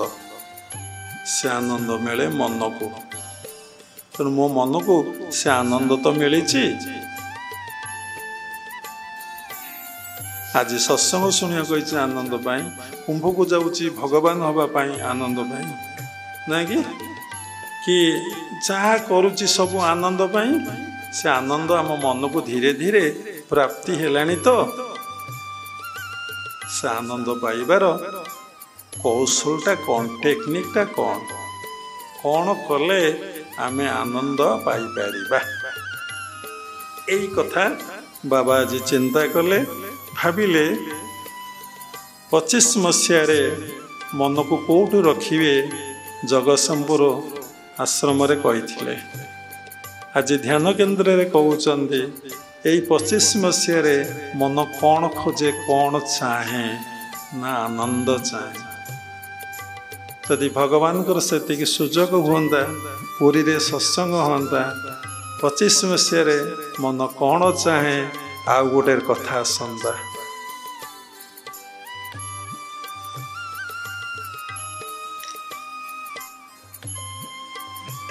आज ब्राह्म मुहूर्त 3टा रात आम बसला बेले आम कहीलु भाविलु भुवनेश्वर ध्यान केन्द्र कौन कहबू प्रेरणा आसला 25 मसीह मन वास्तव में कौन खोजे मन खोजे आनंद देखंतु आपण विवाहित आनंदित कि सुंदर स्त्री अच्छी पुओ अच्छी झी अच्छी टंका पैसा अच्छी कोठा बाड़ी अच्छी सबकि अच्छी आनंद कि हाँ आपण कहे मोर टंका ना मुझे लगे आनंद समस्ते टंका कथा आग पलि आसवे को कथा को आगे आसवे ना देखंतु जहाँ पाखे टंका अच्छी ता पाखु चल जाऊँ जहाँ पाखे प्राचुर्य ऐश्वर्य रही तुम्हें आनंद कि से कहे ना ना मु आनंद ना कारण मन को नटे बीत जिते पाइले भी से तार अभाव अच्छी ना जहाँ पाखे कहे मोर मोर पुओ ना मत आनंद लगुन जहाँ पाखे पुओ अच्छी 2टा पचार दिंतु तुम्हें आनंद कि आउ गोटे कथा देखु जार सुंदर स्त्रीटा अच्छी सी देखिए आनंद ताकू जाई पचारतु तुम्हें आनंद कि से कहे ना ना स्त्री कौन आनंद दिए तार रूप को देखिए मत कौन मिल मोर तो टंका नहीं अरे टंका आनंद दिए ना स्त्री आनंद दिए ना पुओ आनंद दिए किए आनंद दिए किए जहाँ पर टंका अच्छी ताकू आनंद मिलला नहीं जहाँ पाखे स्त्री अच्छी ताकू आनंद मिलला नहीं जहाँ पाखे संतान अच्छी ताकू आनंद मिलला नहीं जी कुंभ को गला डुब दबाकू सी भी आनंद पाइला नहीं जी सब ऐश्वर्य भोग कला ताकू भी आनंद मिलला नहीं तेल आनंदटा अच्छी कोठी तेल मन जो जो जगह को सर्च करी जाइछि सी आनंद पाइला नहीं किए भल अर्नामेंट्स किणी पिंधिदेला से दिन से आनंद मिलला नहीं गोटे फोन आसला तुम पुअर एक्सटेंड हो जाइए पोला अलंकार पिंधिकी जाऊँच कौन भावुव आप जानते आ कौन सी सुना कौटी बढ़ीज तुम ठीक ठिकना ना तेणु जदि कथा को यही व्याख्या कर दि जाए घंटा घंटा जीव खाली आनंद कथा बाबा चिंता करते से कथा सरू ना कि सर ना 2 घंटा 10टा जाए कहब तथापि कथा सर ना तेणु देखंतु लोक एपर्यंत कन्फर्म है नहीं एपर्यंत से निर्दिष्ट सिद्धांत रे पहुँची नहीं एपर्यंत तार ज्ञान लाभ है नहीं प्रकृत आनंद अच्छी क्योंठारे सुख शांति आनंद सुख मिले देहरे शांति मिले मनरे आनंद आत्मस्थ हेले मन आत्मस्थ हेले बा निज भितर भगवान को उपलब्धि कले भगवान नाम नेले भगवान को जप कले भगवान ध्यान कले जाइए आनंद मिले ये कौथे मिलिबो ना जदि आपण भगवान को माइनस करी जदि आपण कर्म करी करी करी करी करी करी चलिए आपण देखिए कौथे आनंद ना कौथे आनंद ना केमिति ना आपण निजे परिक्रमा करूँ तो सोसाइटी रे जार आपण भीतर जो प्रश्न उठी ଧନ ଥିଲେ ଆନନ୍ଦ, ସ୍ତ୍ରୀ ଥିଲେ ଆନନ୍ଦ, ଖାଦ୍ୟ ପଦାର୍ଥ ଥିଲେ ଆନନ୍ଦ, କୋଠାବାଡ଼ି ଜମି ଥିଲେ ଆନନ୍ଦ, ସୁନା ରୂପା ଥିଲେ ଆନନ୍ଦ, ଦେଶ ବିଦେଶ ଗଲେ ଆନନ୍ଦ, ପଳାଏ ପାଠ ପଢ଼ିଲେ ଆନନ୍ଦ। ଦେଖନ୍ତୁ ମନ କେଉଁଥିରେ ପରିତୃପ୍ତ ହେଉନାହିଁ। କାହିଁକି ନା ଏସବୁ ଅତୃପ୍ତ, କେହି ପରିତୃପ୍ତ ମନ ହେବ ନାହିଁ। କାରଣ ଇଏ ହେଉଛି ଭଗବାନଙ୍କର ବିଭୂତି, ଭଗବାନଙ୍କର ଐଶ୍ୱର୍ଯ୍ୟ। ଭଗବାନଙ୍କର ବିଭୂତିକି ଦେଖିଲେ ବା ଐଶ୍ୱର୍ଯ୍ୟକୁ ଭୋଗ କଲେ ମନ କେବେ ପରିତୃପ୍ତ ହୁଏ ନାହିଁ।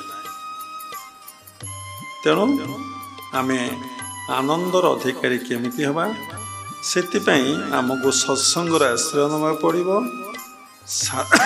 ସାଧୁସଙ୍ଗ କରିବାକୁ ପଡ଼ିବ। ଆଉ କ'ଣ ନା ଶାସ୍ତ୍ର ଅଧ୍ୟୟନ କରିବାକୁ ପଡ଼ିବ। ଆଉ କ'ଣ ନା ସାଧନା କରିବାକୁ ପଡ଼ିବ। ଗୋଟାକୁ ଛାଡ଼ିଦେଲେ ହେବ ନାହିଁ। ପ୍ରତ୍ୟେକ ଦିନ ଆପଣ ସାଧୁସଙ୍ଗ କରିବାକୁ ଚେଷ୍ଟା କରିବେ। କାରଣ ଆପଣ ପ୍ରୋଗ୍ରାମ ଦେଖୁଛନ୍ତି, ଜଣେ ସାଧୁଙ୍କ ସହିତ ସଙ୍ଗ କରୁଛନ୍ତି, ସେଠୁ ବହୁତ କଥା ଶିଖୁଛନ୍ତି, ଜାଣୁଛନ୍ତି। ଶାସ୍ତ୍ର ଅଧ୍ୟୟନ କଲେ ଆପଣ ଏତିକି କଥା ଜାଣିବେ।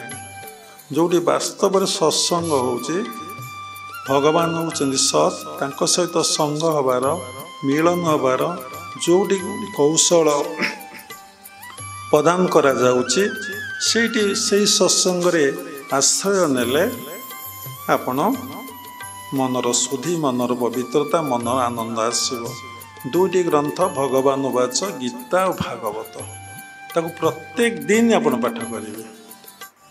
ସେଇ କଥାକୁ ଆପଣ ଯେତେ ଜାଣିଥାନ୍ତୁ, ସେଇ କଥାକୁ ଯେତେ ଶୁଣିଥାନ୍ତୁ, ଆପଣ ତାକୁ ପାଠ କରିବେ। କାହିଁକି? ଭଗବାନଙ୍କର ସଂସାରଟା ସମ୍ପୂର୍ଣ୍ଣ ଭାବରେ ମାୟାରୁ ସୃଷ୍ଟି। ଆପଣ ଯେଉଁଠି ଦେଖିବେ ସେଠି ମାୟା ଅଛି, ଯେଉଁଠି ଆଖି ପକାନ୍ତୁ। ମାୟା ଯନ୍ତ୍ରିତ ସର୍ବଜନ ବ୍ରହ୍ମାଦି 14 ଭୁବନ। ମାନେ ବ୍ରହ୍ମା ବିଷ୍ଣୁ ମହେଶ୍ୱରକୁ ମଧ୍ୟ ଏଇ ପରମାତ୍ମା ପରମବ୍ରହ୍ମଙ୍କର ମାୟା ଲାଗିଛି। ସେ ମାୟା କେଉଁଠି କାହାକୁ ଛାଡ଼ି ନାହିଁ। କେଉଁଠି ସାତ୍ତ୍ୱିକ ମାୟା, କେଉଁଠି ରାଜସିକ ମାୟା, କେଉଁଠି ତାମସିକ ମାୟା, ସବୁଠି ମାୟା ଅଛି। କାମିନୀ କାଞ୍ଚନ ମାୟାରେ ଆଚ୍ଛନ୍ନ ହୋଇଛି ସକଳ ଚିତ୍ତ, ଅନିତକୁ ନିତ୍ୟମଣି ବିଶ୍ୱଜନେ ସାଧନ୍ତି ନିଜ ଅହିତ। କାମିନୀ କାଞ୍ଚନ ମାୟାରେ ଆଚ୍ଛନ୍ନ ହୋଇଛି ସକଳ ଚିତ୍ତ, ସମସ୍ତଙ୍କର ମନ ଅନିତକୁ ନିତ୍ୟ ମଣୁଛନ୍ତି, ବିଶ୍ୱଜନେ ସାଧନ୍ତି ନିଜ ଅହିତ। ଆମେ ଆମର ଶତ୍ରୁ, ଆମେ ଆମର ଅହିତ ଚିନ୍ତା କରୁଛେ। ଦୁଇଟା ଜିନିଷକୁ ଯିଏ ସଂସାରରେ ମନରୁ ଛାଡ଼ିଦେବ, ଭଗବତ ପ୍ରାପ୍ତି, ଭଗବତ ଦର୍ଶନ, ଭଗବତ ଅନୁଭବ ବା ଉପଲବ୍ଧି ତାର ହାତ ମୁଠାରେ। ଆଉ ଜଣେ ଡିସାଇପଲ୍ କହିଲେ, ବାବା ସତରେ କ'ଣ ଭଗବାନଙ୍କୁ ଦେଖି ହେବ? ଆମେ କହିଲୁ ହଁ, କାହିଁ ଦେଖି ହେବ ନାହିଁ? ନିଶ୍ଚିନ୍ତ ଦେଖି ହେବ। ଯିଏ ଦେଖିବାକୁ ଚାହିଁଛି ସେ ଦେଖାଦେବେ ନାହିଁ। ସେ ବା ବାଞ୍ଛା କଳ୍ପତରୁ ଯାହା ମାଗିଲେ ତାହା ଦିଅନ୍ତି। ସତ ମାଗିଲେ ସତ ଦିଅନ୍ତି, ଅସତ ମାଗିଲେ ଅସତ ଦିଅନ୍ତି। ଆପଣ କେବେ ବ୍ୟାକୁଳ ହୋଇକି କାନ୍ଦିଛନ୍ତି? ଯେଉଁ ରୂପରେ ଚାହିଁବେ ସେଇ ରୂପ ପ୍ରକଟ ହେବ। ନା କେମିତି? ଆରେ କଳିଯୁଗ ବହୁତ ଗୋଟେ ଭଲ ଯୁଗ। ଏ ଯୁଗର ପରମାୟୁ ହେଉଛି 120 ବର୍ଷ। ସମସ୍ତେ 80-85ରେ ପ୍ରାୟ ଚାଲି ଯାଉଛନ୍ତି। କିନ୍ତୁ ଏ କଳିଯୁଗ ମୁନି ଋଷି ସାଧୁସନ୍ଥ ଦେବାଦେବୀମାନେ ପ୍ରେୟାର କରିଛନ୍ତି, ଆମେ କଳିଯୁଗରେ ପ୍ରଭୁ ଜନ୍ମଗ୍ରହଣ କରିବୁ। କାହିଁକି ନା ଖୁବ୍ କମ୍ ଦିନ ଭିତରେ ଭଗବତ ଦର୍ଶନ ଉପଲବ୍ଧି ଅନୁଭବ ହେବ। ସେଥିଲାଗି ପ୍ରେୟାର କରିଛନ୍ତି। ଦେଖନ୍ତୁ, ଆପଣ ଯଦି ଗୋଟିଏ ଘରେ କବାଟ ଦେଇ ବସିବେ, କାନ୍ଦିବେ, ପ୍ରଭୁ ଯେଉଁ ରୂପକୁ ଯିଏ ଭଲ ପାଏ, ପ୍ରଭୁ ଦର୍ଶନ ଦିଅନ୍ତୁ, ନହେଲେ ଝାଡ଼ା ପରିସ୍ରା ବନ୍ଦ, ଖାଇବା ବନ୍ଦ, ସବୁ ବନ୍ଦ। ବସିକି ଦେଖିଲେ 3 ଦିନ 3 ରାତି ବା ଜୀବନ ଯେତେବେଳେ ଯିବା ସମୟ ହେଇଯିବ, ପ୍ରଭୁ ପ୍ରକଟ ହେବେ। ଯେତେବେଳେ ବ୍ୟାକୁଳତା ଚରମ ସୀମାରେ ପହଞ୍ଚିଯିବ, ମନରେ ଇଚ୍ଛା ହେଲା, ହୃଦୟରେ ବ୍ୟାକୁଳତା ଆସିଲା, ଯେତେବେଳେ ଚରମ ସୀମାରେ ପହଞ୍ଚିଯିବ, ଆପଣ କଣ୍ଠାଗ୍ରତ ହେଇଯିବେ, ଆପଣ ପଡ଼ିଯିବେ, ଆପଣଙ୍କ ଉପରେ ଆପଣଙ୍କର ଆଉ ଆୟତ ନାହିଁ, ତାଙ୍କରି ଚିନ୍ତା କରି ଆପଣ ଜୀବନ ଛାଡ଼ିବାକୁ ଯାଉଛନ୍ତି, ପ୍ରଭୁ ସେତିକିବେଳେ ପ୍ରକଟ ହେବେ। ଏ କଥାରେ କନଫିଡେନ୍ସ ଆସିବ। କେଉଁ ସାଧକ ସାଧିକାଙ୍କର କେବେ ଆସିବନି, କେବେ ବି ପ୍ରଚେଷ୍ଟା କରିବେନି। କାହିଁକି? ସବୁଥିରେ ପାଇ ଲଗେଇବେ। କାହିଁକି? ଭଗବାନଙ୍କର ମାୟା ଏଭଳି ଭାବରେ ବିସ୍ତାରିତ ହୋଇ ଅଛି। ଆପଣ ଯାହା ଦେଖିବେ ସବୁ ମାୟା ବୋଲି ଭଗବାନ ଗୀତା, ଭାଗବତ, ବେଦ, ବେଦାନ୍ତ, ଉପନିଷଦରେ ସବୁ ଜାଗାରେ କହିଛନ୍ତି। ପଞ୍ଚସଖା ଅଚ୍ୟୁତାନନ୍ଦ ଗୋଟେ ସୁନ୍ଦର ଭଜନ ଲେଖିଛନ୍ତି, ଯଦି ତୁ ପାଇବୁ ଭେଟ ମାୟାକୁ ତୁହି କାଟ, ଗୁରୁ ସେବିନ ଦେଖ ଶ୍ରୀହରି। କେତେ ସୁନ୍ଦର କଥା। ଯଦି ତୁ ପାଇବୁ ଭେଟ ମାୟାକୁ ତୁହି କାଟ, ଗୁରୁ ସେବିନ ଦେଖ ଶ୍ରୀହରି। ଯଦି ତୁ ତାକୁ ଭେଟ ପାଇବାକୁ ଚାହୁଁଛୁ, ମାୟାକୁ ତୁ କାଟ। ସ୍ଥୂଳରେ ମାୟା, ସୂକ୍ଷ୍ମରେ ମାୟା, କାରଣରେ ବି ମାୟା।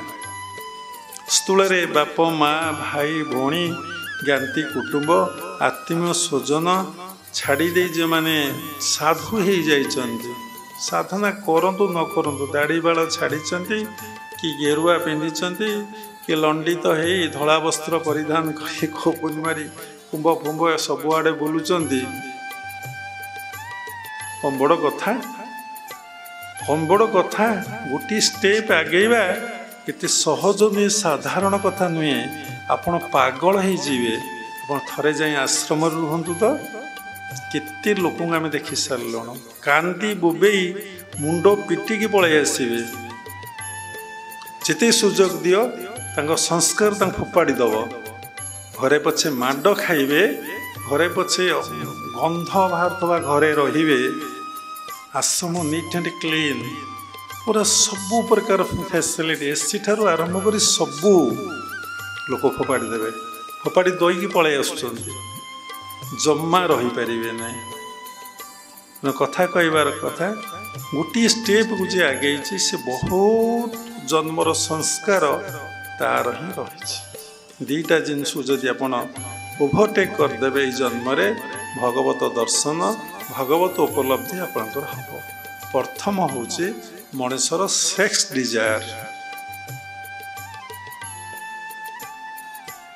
ସମସ୍ତେ ଆମେ ଯେତେବେଳେ ଅଳ୍ପ ବୟସ ହେଇଥିଲା ଭାବିଥିଲି, ଜାଣିପାରୁନଥିଲି, ଆରେ ଏଇ ଲୋକଟା ତ ପାଠ ପଢ଼ିଛି, ମାଆ ମାନଙ୍କ କଥା ଭାବୁଥିଲି, ଶିକ୍ଷିତ ବଡ଼ ବଡ଼ ଅଫିସର ଆମ ପାଖକୁ ସବୁ ଆସୁଥିଲେ, ଏ କାହିଁକି ବିବାହ ହେଲା, ଏ କାହିଁକି ବିବାହ ହେଲା, ଏ କାହିଁକି ବିବାହ ହେଲା, ଇଏ ଗୋଟେ ସ୍ୱାମୀର ଗୋଡ଼ ମୋଡ଼ିବ, ଇଏ ସ୍ୱାମୀକୁ ଭେଜ୍ ନନଭେଜ୍ ଖାଇବାକୁ ଦେବ, ଇଏ ସ୍ୱାମୀର କଥା ମାନିବ। ଖାଲି ସ୍ୱାମୀର କଥା ମାନିଲେ କିଛି ନାହିଁ, ଶାଶୁ ଶ୍ୱଶୁର ବନ୍ଧୁ ବାନ୍ଧବ ସମସ୍ତଙ୍କର କଥା ମାନିବ। ଯଦି କାହାକୁ ଟିକେ ନେଗ୍ଲେକ୍ଟ କରିଦେଲା, ସେ ଗୋଟେ ସାର୍ଟିଫିକେଟ୍ ପାଇବ, ଏ ଖରାପ ବୋହୂଟେ, ଖରାପ ପିଲାଟେ। ପୁଣି ତାର ମନର କଥା କେହି ସେଠି ବୁଝିବାକୁ ନାହାନ୍ତି, ଏ କ'ଣ ପାଇଁ ମ୍ୟାରେଜ୍ କଲା। ଏଇ ଭୁବନେଶ୍ୱରରେ ଦୁଇଟା ମାଆଙ୍କର ଆମେ ବାହାଘର କରେଇଲୁ। ଦୀର୍ଘ 20 ବର୍ଷ ପୂର୍ବେ ଆମେ ସେଇ କଥା ଭାବି ଭାବି ପାଗଳାମି ଆମ ଭିତରେ ଦେଖା ଦେଇଥିଲା, କ'ଣ ପାଇଁ ଆଜି ସେ ଏଇ ବେଶ ସାଜିଛି। ପରେ ଜାଣିଲୁ ମଣିଷର କାମ ଚିନ୍ତା। ଆମେ ତ ଜାଣିନଥିଲୁ ଏତେ ପ୍ରବଳ, ଏତେ ଭୟଙ୍କର। ଭଗବାନ ଯାହାକୁ କୃପା କରିଛନ୍ତି ସେ ଜାଣନ୍ତିନି ସେ କଥା କ'ଣ, କୋଉ ଜନ୍ମର ସଂସ୍କାର ଥିବ। ଏତେ ଡେଞ୍ଜର, ଏତେ ଭୟାଭୟ ଯେ ପରେ ଜାଣିଲୁ, ଆରେ ବାପାରେ ବାପ, ଏଇଥିପାଇଁ ତାର ଶିକ୍ଷା, ତାର ପଇସା, ତାର ସମ୍ମାନ, ତାର ପ୍ରତିଷ୍ଠାକୁ ସେ ଜଳାଞ୍ଜଳି ଦେଇଦେଲା। ସବୁ ଭୁଲିଗଲା, ପୁରା ଅଜ୍ଞାନ ହେଇଗଲା। ସେ ଭଗବାନଙ୍କୁ ଭଜନ କରିବା ବି ଭୁଲିଗଲା, ଗୁରୁଙ୍କୁ ବି ଯେ ଦୀକ୍ଷା ନେଇଛି ଭୁଲିଗଲା। ଆରେ କେତେ ବଡ଼ କଥା ଇଏ, କି ଭୟଙ୍କର ଅବସ୍ଥା। କାମ ଆସିଲେ ଫୁଲଫିଲ୍ ହେଲେ କ୍ରୋଧ, ମୋହ, ସ୍ମୃତିହାନି, ମୋହଗ୍ରସ୍ତ, ସବୁ ମେମୋରି ବି ଆପଣଙ୍କର ଲସ୍ ହେଇଯିବ। ତାକୁ ଯେ ଓଭରଟେକ୍ କରିଦେବ, ଆଉ ତାପରେ ହେଉଛି ଟଙ୍କା। जे टंका को ओभरटेक करदेव ये दीटा जिनस को जी छाड़ीदेव तार सेल्फ रियलाइजेशन बा गॉड रियलाइजेशन बा ठाकुर को दर्शन करवा ता हाथ मुठारे। तेणु विवेकानंद कहले बहु जन्मर कृपा थे परम पिता परम ब्रह्म आशीर्वाद थे मनुष्य दीटा चिंतार मुक्त हुए गोटे हूँ कामिनी चिंता गोटे हूँ कांचन चिंता।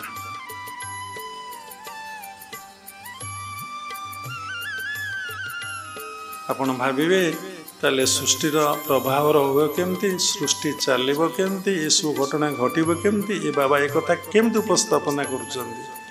1000 वर्ष यदि अपन गुरु पाखे बसी दीक्षा ग्रहण करी जो यही कथा कहती चिंता करती आपण से काम करेंगे जमा परिवर्तन हवा एत सहज नहीं। तेणु समस्त कथा कहीं पड़ी दीक्षित लोक मैंने से काम करेंगे।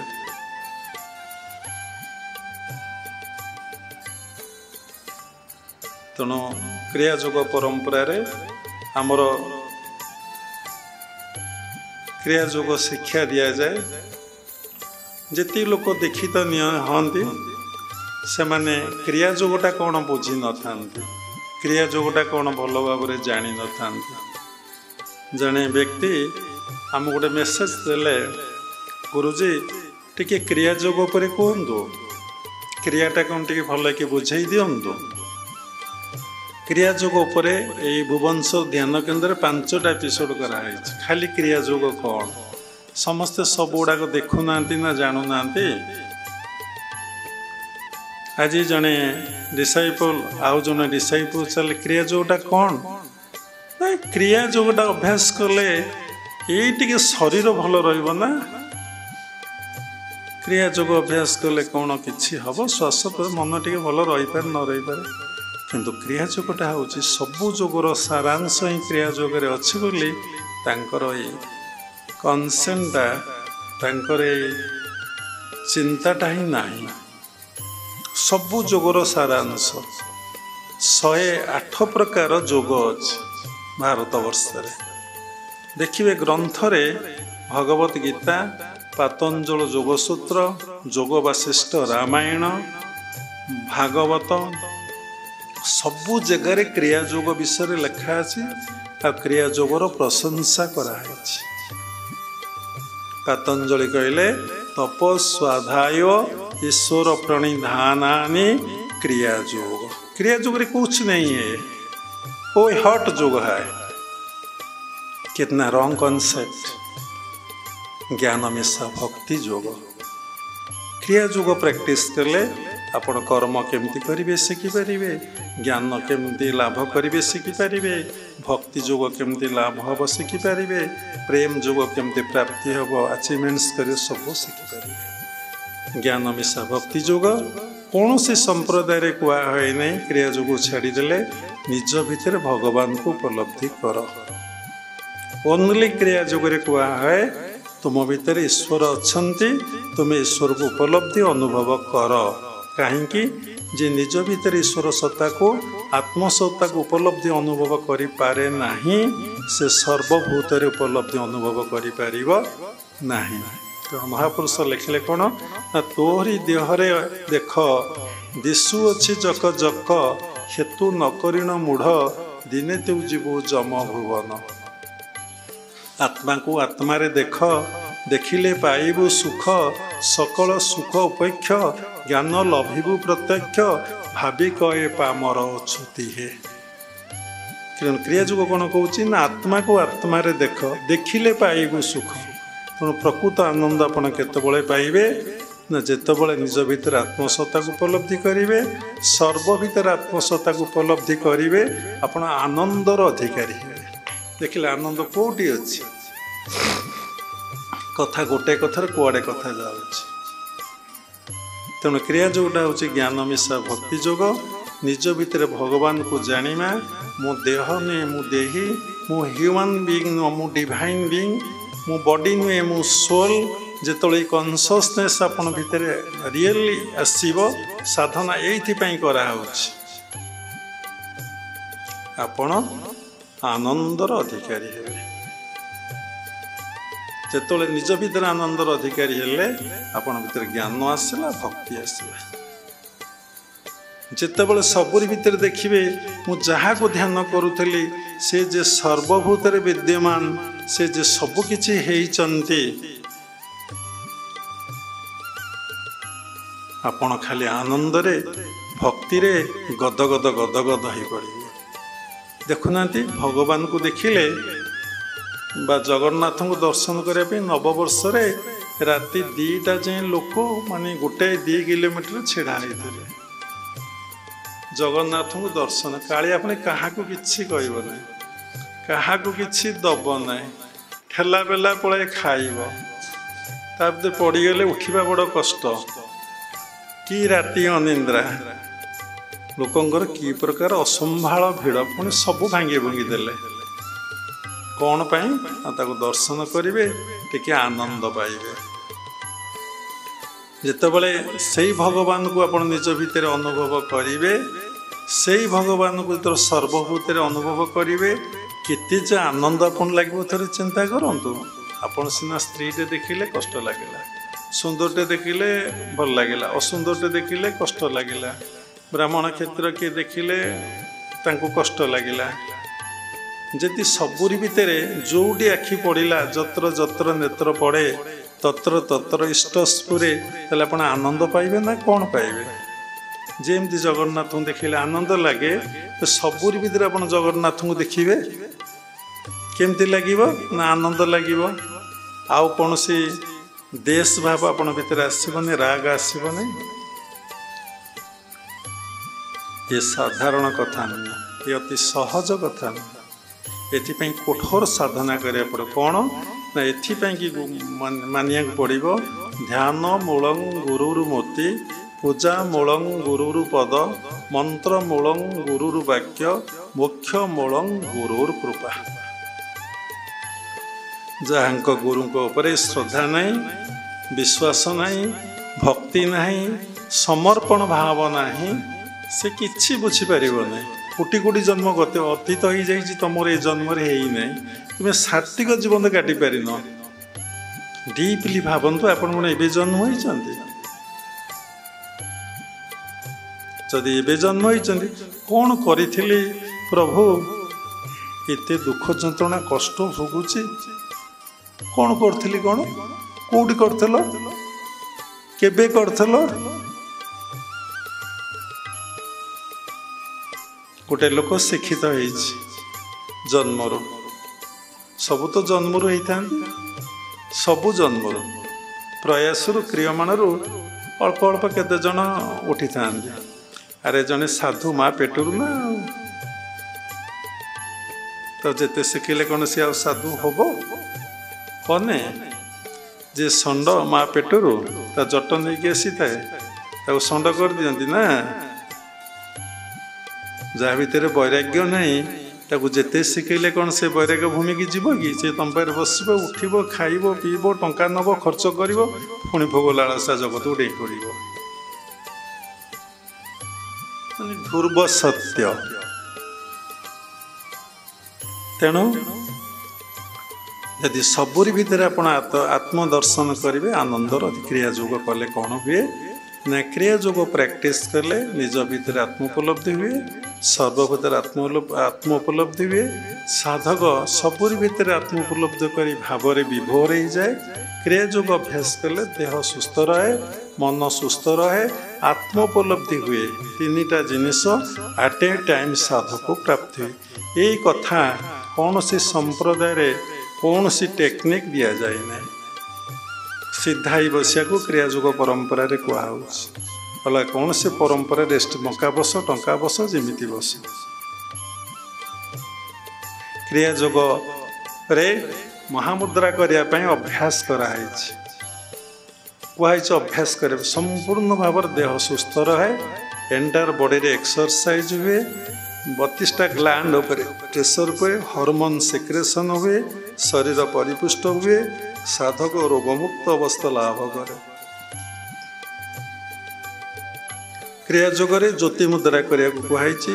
ଅଶେଷ ଗ୍ରହରିଷ୍ଟ ଖଣ୍ଡନ ହୁଏ, ଆଖି ଚକ୍ଷୁ ରୋଗ ପ୍ରାୟ ସାଧକକୁ ହୁଏ ନାହିଁ। ସେଥିଲାଗି ସବୁ ଯୋଗର ସାରାଂଶ ହିଁ କ୍ରିୟା ଯୋଗରେ ଅଛି। ଭଗବାନଙ୍କୁ ନିଜ ଭିତରେ ଦେଖିବା, ସବୁରି ଭିତରେ ଦେଖିବାଟା ଭକ୍ତି ଯୋଗ, ନିଜ ଭିତରେ ଜାଣିବାଟା ଜ୍ଞାନ ଯୋଗ। ସେଥିପାଇଁ ଅନେକ ଗୁଡ଼ିଏ କ୍ରିୟା ରହିଛି। ଗୋଟେ ପ୍ରଥମ କ୍ରିୟା, ଗୋଟେ ସେକେଣ୍ଡ କ୍ରିୟା, ଗୋଟେ ଥାର୍ଡ଼ କ୍ରିୟା, ଗୋଟେ ଫୋର୍ଥ କ୍ରିୟା, ଗୋଟେ ଫିଫ୍ଥ କ୍ରିୟା, ଗୋଟେ ସିକ୍ସଥ କ୍ରିୟା। ତେଣୁ ସାଧକ ଗୋଟିଏ କ୍ରିୟା ଭଲ ଭାବରେ ବୁଝି ନାହିଁ, ଷ୍ଟେଟମେଣ୍ଟ ଦେଇଥିଲା କ୍ରିୟା ଯୋଗରେ କିଛି ନାହିଁ। ବିଲୁଆ ଅଙ୍ଗୁର ଖାଇପାରିଲାନି, କ'ଣ କହିବ? ଖଟା ଖଟା ଖଟା ଖଟା ଖଟା। ଯେଉଁ ବାବାଜୀ ମହାରାଜ 6ଟା ଟେକ୍ନିକ୍ ରଖିଲେ, ଗୋଟେ ଟେକ୍ନିକ୍ରେ ତୁମେ ଯିବା ପାଇଁ ପାଗଳ। ତମ ଗୁରୁ ଆଉ ସେ ଗୋଟେ ଟେକ୍ନିକ୍ର ସାରାଂଶ କହିବେ? ଶାସ୍ତ୍ରରେ ଲେଖା ଅଛି 12 ବର୍ଷ କଲେ ସେବା, ଗୁରୁ କହିଲେ କିଛି ହିଁ ଦବା। ଟିକେ କ'ଣ ଦେବେ? ତୁମେ ଯଦି ଗୁରୁଙ୍କ ପାଖରେ ଓଭରଟେକ୍ କଲ, ତୁମ ଜ୍ଞାନ ଦେଖେଇଲ, ତୁମ ସାଧନା ଦେଖେଇଲ, ଗୁରୁଙ୍କ କଥାକୁ ଅବମାନନା କଲ, ମନ୍ତ୍ରମୂଳକ ଗୁରୁର ବାକ୍ୟ ଯଦି ଜୀବନରେ ନ କଲ, ଗୁରୁ ତୁମକୁ କେବେ ଯେଉଁ ସିକ୍ରେଟ୍ ଟେକ୍ନିକ୍ ଅଛି ଆତ୍ମ ଉପଲବ୍ଧି ପାଇଁ, ଆନନ୍ଦର ଅଧିକାରୀ ପାଇଁ, କସ୍ମିନ୍ କାଳ କାହାକୁ ଦେବେ? ବୁଲିବ ବୁଲିବ ଗୁରୁ କହିଲେ ତାହା ଜାଣି, ନହିଲେ ଭ୍ରମୁଥାନ୍ତି ପ୍ରାଣୀ। ଆନନ୍ଦ କେଉଁଠି ଅଛି? ତମରି ଭିତରେ ଅଛି, ତୁମକୁ ଏ କଥା ଜଣା ନାହିଁ। ତୁମେ କୁମ୍ଭରେ ବୁଡ଼ ଦେବ, ଗଙ୍ଗାରେ ବୁଡ଼ ଦେବ, ଯମୁନାରେ ବୁଡ଼ ଦେବ, ସରସ୍ୱତୀରେ ବୁଡ଼ ଦେବ, ଠିକ୍ ଅଛି। ତୁମ ଶରୀରକୁ ତୁମେ ବୁଡ଼େଇ ଦେବ, ଠିକ୍, ଭୁଲ ନାହିଁ। ମନକୁ ବୁଡ଼େଇବ, ମନକୁ ବୁଡ଼େଇବ, ଉଠିଗଲା ପରେ ଗଙ୍ଗାରେ, କୁମ୍ଭରେ ଆଉ ଯମୁନାରେ ବୁଡ଼େଇକି ଉଠିଲା ପରେ ତୁମ ମନ ଶୁଦ୍ଧି ପବିତ୍ର ହେଇଯିବ। କସ୍ମିନ୍ କାଳେ ମନ ଶୁଦ୍ଧି ପବିତ୍ର ହେଇଛି। ଗୋଟେ ଛୋଟିଆ ସତ କଥାଟେ କହୁଛି। ମହାରାଷ୍ଟ୍ର ଜଣେ ସନ୍ଥ ଥିଲେ, ତାଙ୍କ ନାଁ ତୁକାରାମ। ସେ ଗୃହସ୍ଥ। ସେ କ'ଣ କଲେ, ତାଙ୍କୁ ପୁଳାଇ ଲୋକ କହିଲେ ଚାଲନ୍ତୁ ଯିବେ କ'ଣ କରିବାକୁ ନା ତୀର୍ଥ କରିବାକୁ। ସେ ମନା କଲେ, ହେଲେ ମୁଁ ତୀର୍ଥ କରି ଯିବି ନାହିଁ, ମୁଁ ଏଇଠି ବସି ଭଗବାନ କୃଷ୍ଣଙ୍କୁ ଭଜନ କରିବି। ଠିକ୍ ଅଛି, ତୁମମାନେ ତୀର୍ଥ କରିବାକୁ ଯାଅ, ଗୋଟେ ପିତା ତରଡ଼ି ନେଇଯାଅ, ତାକୁ ସବୁ ତୀର୍ଥରେ ସ୍ନାନ କରାଇବ। ବାବା କହିଥିଲେ ଚନ୍ଦନ ଆଉ ସିନ୍ଦୁର ଦବ, ଭୋଗ ଖୁଆଇବ, ଆଣିବ। 6 ମାସ ପରେ ବୁଲି ବୁଲି ସେମାନେ ଆସିଲେ, ସେ ପିତା ତରଡ଼ିକୁ ନେଇକି ଆସିଲେ। ଯେତେବେଳେ ସେ ପିତା ତରଡ଼ିକୁ ନେଇକି ଆସିଲେ, ସମସ୍ତେ ପହଞ୍ଚିଲେ। ତୁକାରାମ ଦେଖି ବହୁତ ଆନନ୍ଦ ଏବଂ ଖୁସି ହେଇଗଲେ। ଖୁସି ହେଲା ପରେ ସମସ୍ତେ ବସ, ଖାଇବା ପିଇବାର ଆୟୋଜନ କଲେ। ସେ ପିତା ତରଡ଼ିଟାକୁ ସୁନ୍ଦର ଭାବରେ କାଟି ତରକାରୀଟେ ବନେଇଲେ ମସଲା ଦେଇକି। ଖାଦ୍ୟ ପରିବେଷଣ କରାଗଲା, ତରକାରୀ ଯାହା କରାହେଇଥିଲା ପରିବେଷଣ କରାଗଲା। ତାପରେ କ'ଣ ହେଲା ନା ପିତା ତରକାରୀଟାକୁ ପରିବେଷଣ କରିଦେଲେ। ଯେତେବେଳେ ପିତା ତରଡ଼ିଟାକୁ ପରିବେଷଣ କରିଦେଲେ, ସମସ୍ତଙ୍କୁ ପଚାରିଲେ ଏ ପିତା ତରଡ଼ି ଖାଇଲ, କେମିତି ତରକାରୀ ଲାଗୁଛି? ନା ଆଜ୍ଞା, ଯେଉଁ ପିତା ଆଉ କ'ଣ ପାଟିରେ ପୁରେଇ ହେଉଛି ନା କାହିଁକି? କ'ଣ ଅସୁବିଧା ହେଲା? ଇଏ ତ ସବୁ ତୀର୍ଥ କଲା, ସବୁ ଜଳରେ ଗାଧୋଇଲା, ସବୁ ଦେବାଦେବୀଙ୍କର ଚନ୍ଦନ ସିନ୍ଦୁର ଲଗାହେଲା, ଭୋଗ ତାପରେ ଘଷା ହେଲା, ତାହେଲେ ସେ ପିତା ତରଡ଼ିଟା ପିତା ଗୁଣ କାହିଁକି ଗଲା ନାହିଁ? ତମାନେ ଯେତେ ତୀର୍ଥ କର, ଇଦଂ ତୀର୍ଥ ମିଦଂ ତୀର୍ଥ ଭ୍ରମନ୍ତି ତମସା ଜନା, ଆତ୍ମତୀର୍ଥ ନ ଜାଣନ୍ତି କଥକ ମୁଖ୍ୟ ବରାନନେ। ସାଧନା ପିରିୟଡ଼ରେ ଗୁରୁ ଯେମିତି ଗାଇଡ଼ କରିବେ, ସେମିତି ଯଦି ଆପଣ ଗାଇଡ଼ କରି କରି ଚାଲିବେ ଗାଇଡ଼ ଅନୁସାରେ, ତାହେଲେ ଆପଣ ଭିତରେ ଆତ୍ମ ଉପଲବ୍ଧି, ଆତ୍ମଦର୍ଶନ ହେବ। ସର୍ବଶ୍ରେଷ୍ଠ ତୀର୍ଥ ହେଉଛି ଗୁରୁଙ୍କର ଚରଣାରବିନ୍ଦ। ସର୍ବଶ୍ରେଷ୍ଠ ତୀର୍ଥ ହେଉଛି ଆପଣଙ୍କ ଶରୀରରେ ସହସ୍ରା। ଯଦି ସେଇଠି ଆପଣ ମନକୁ ରଖିଦେଇପାରିଲେ, ତୀର୍ଥ ଶବ୍ଦର ଅର୍ଥ ଉତ୍ତୀର୍ଣ୍ଣ ହେବା। ତୃ ଧାତୁରୁ ନିଷ୍ପନ୍ନ। ତୀର୍ଥ କରିଗଲେ देहर टिके परिवर्तन हुए मनर टिके परिवर्तन हुए ता सामूहिक एवं केतेटा 5टा नियम जदि मानिबे तीर्थरे स्नान करिवे तीर्थरे दान करिवे तीर्थरे भजन जप करिवे तीर्थरे साधु सेवा करिवे तीर्थर मुख्य देवतांकर उपासना करिवे तीर्थरे मैथुन करिवे नहीं तीर्थरे सात्विक खाद्य खाइबे ब्रह्मचर्य पालन करिवे ताहाले तीर्थर किछिटा सुफल आपण को कौन हम ना प्राप्ति हम निज जाई बुलिकी आसिक देखुना सेठी देखुना कौन आप मानसिक विकृति सेठी देखु खाली आपन के चुमुटी दो अपन टंकाटा किए नहीं जाओ आपन के कमेंट मारदो आपन पदे कौन टे आक्षेप कर कहीदो आपन तो निया बाण हो आपन स्थिति आपन रही पारे ना इनबालांस माइंड जिते कुंभमेला को असुविधा जो था तेणु ये कथा कहबार इच्छा उद्देश्य है लोक गोटे क्रिया जानी नहीं सी पुणी क्रिया जोग पर स्टेटमेंट पुणी सेकेंड क्रिया अच्छी थर्ड क्रिया अच्छी फोर्थ क्रिया अच्छी फिफ्थ क्रिया अच्छी पुणी सिक्स्थ क्रिया अच्छी तापर साधकर गोटे स्टेज अच्छी आपको दब किए आपको शिखीदेव किए आपको कहीदेव किए आपण मुंडरे ये जो सुनार कलश ढाल किए आपन को किए परमिशन दब जे आपण यू आर एलिजिबल दीक्षा दवापाई गुरु हवापाई ता टेक्निक आपन शिखेब किए कौन सी बही कथा सब लेखानी सब ही गुरुमुखी तेणु तुम गुरु को सेवा न करी गुरु को पाखे समर्पित न हो गुरु को कौन न बुझी तुम कहले भगवान जाओ बोलो देख ताले मुही बसई गुरु दे मो तो गुरु भिन्न नुहे एखिनी गुरु भगवान से नुहति मनुष्य समान गुरु को नमणि नर गुरुटी साक्षात ईश्वर जहाँ भितर ये स्टेटमेंट चिंताधारा रही है भूल लिखाई भगवान भूल कहीदे केतबले देवदेव महादेव गंजेई खाइला बेले भगवान घातु टिके बढ़ई देइचंदी भगवान गंजेई टिके खाइकी ये कथाटा को भूल रे कही देइचंदी बुझी पारुचंदी पुणी लिखाई कौन ना तुमेव माताश्च पिता तुमेव बंधुश्च सखा तुमेव विद्या द्रविडं तुमेव सर्वं मम देव देव कौन तुम्हें मोर पिता भजन बोला होता तुम्हें मोर माता तुम्हें मोर बंधु तुम्हें मोर सखा तुम्हें मोर भागवत तुम्हें मोर गीता तुम्हें मोर धन से कौन जहाँ लिखाई स्कंद पुराण रे ये कौन सब भूल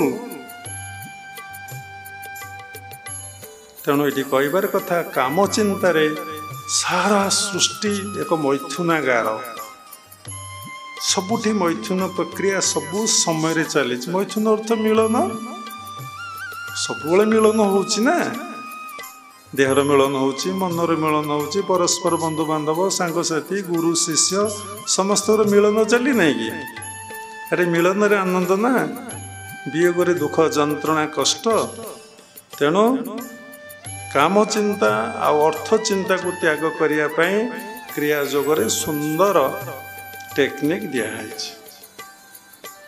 जदि जने साधक गुरुगत प्राण है सात्विक खाद्य खाइब सात्विक परिवेश रे रहिब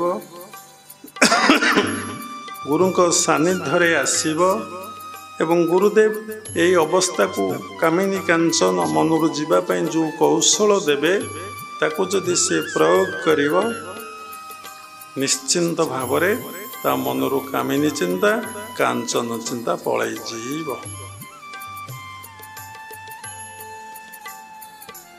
निश्चिंत भावरे पलई जीव ये कथा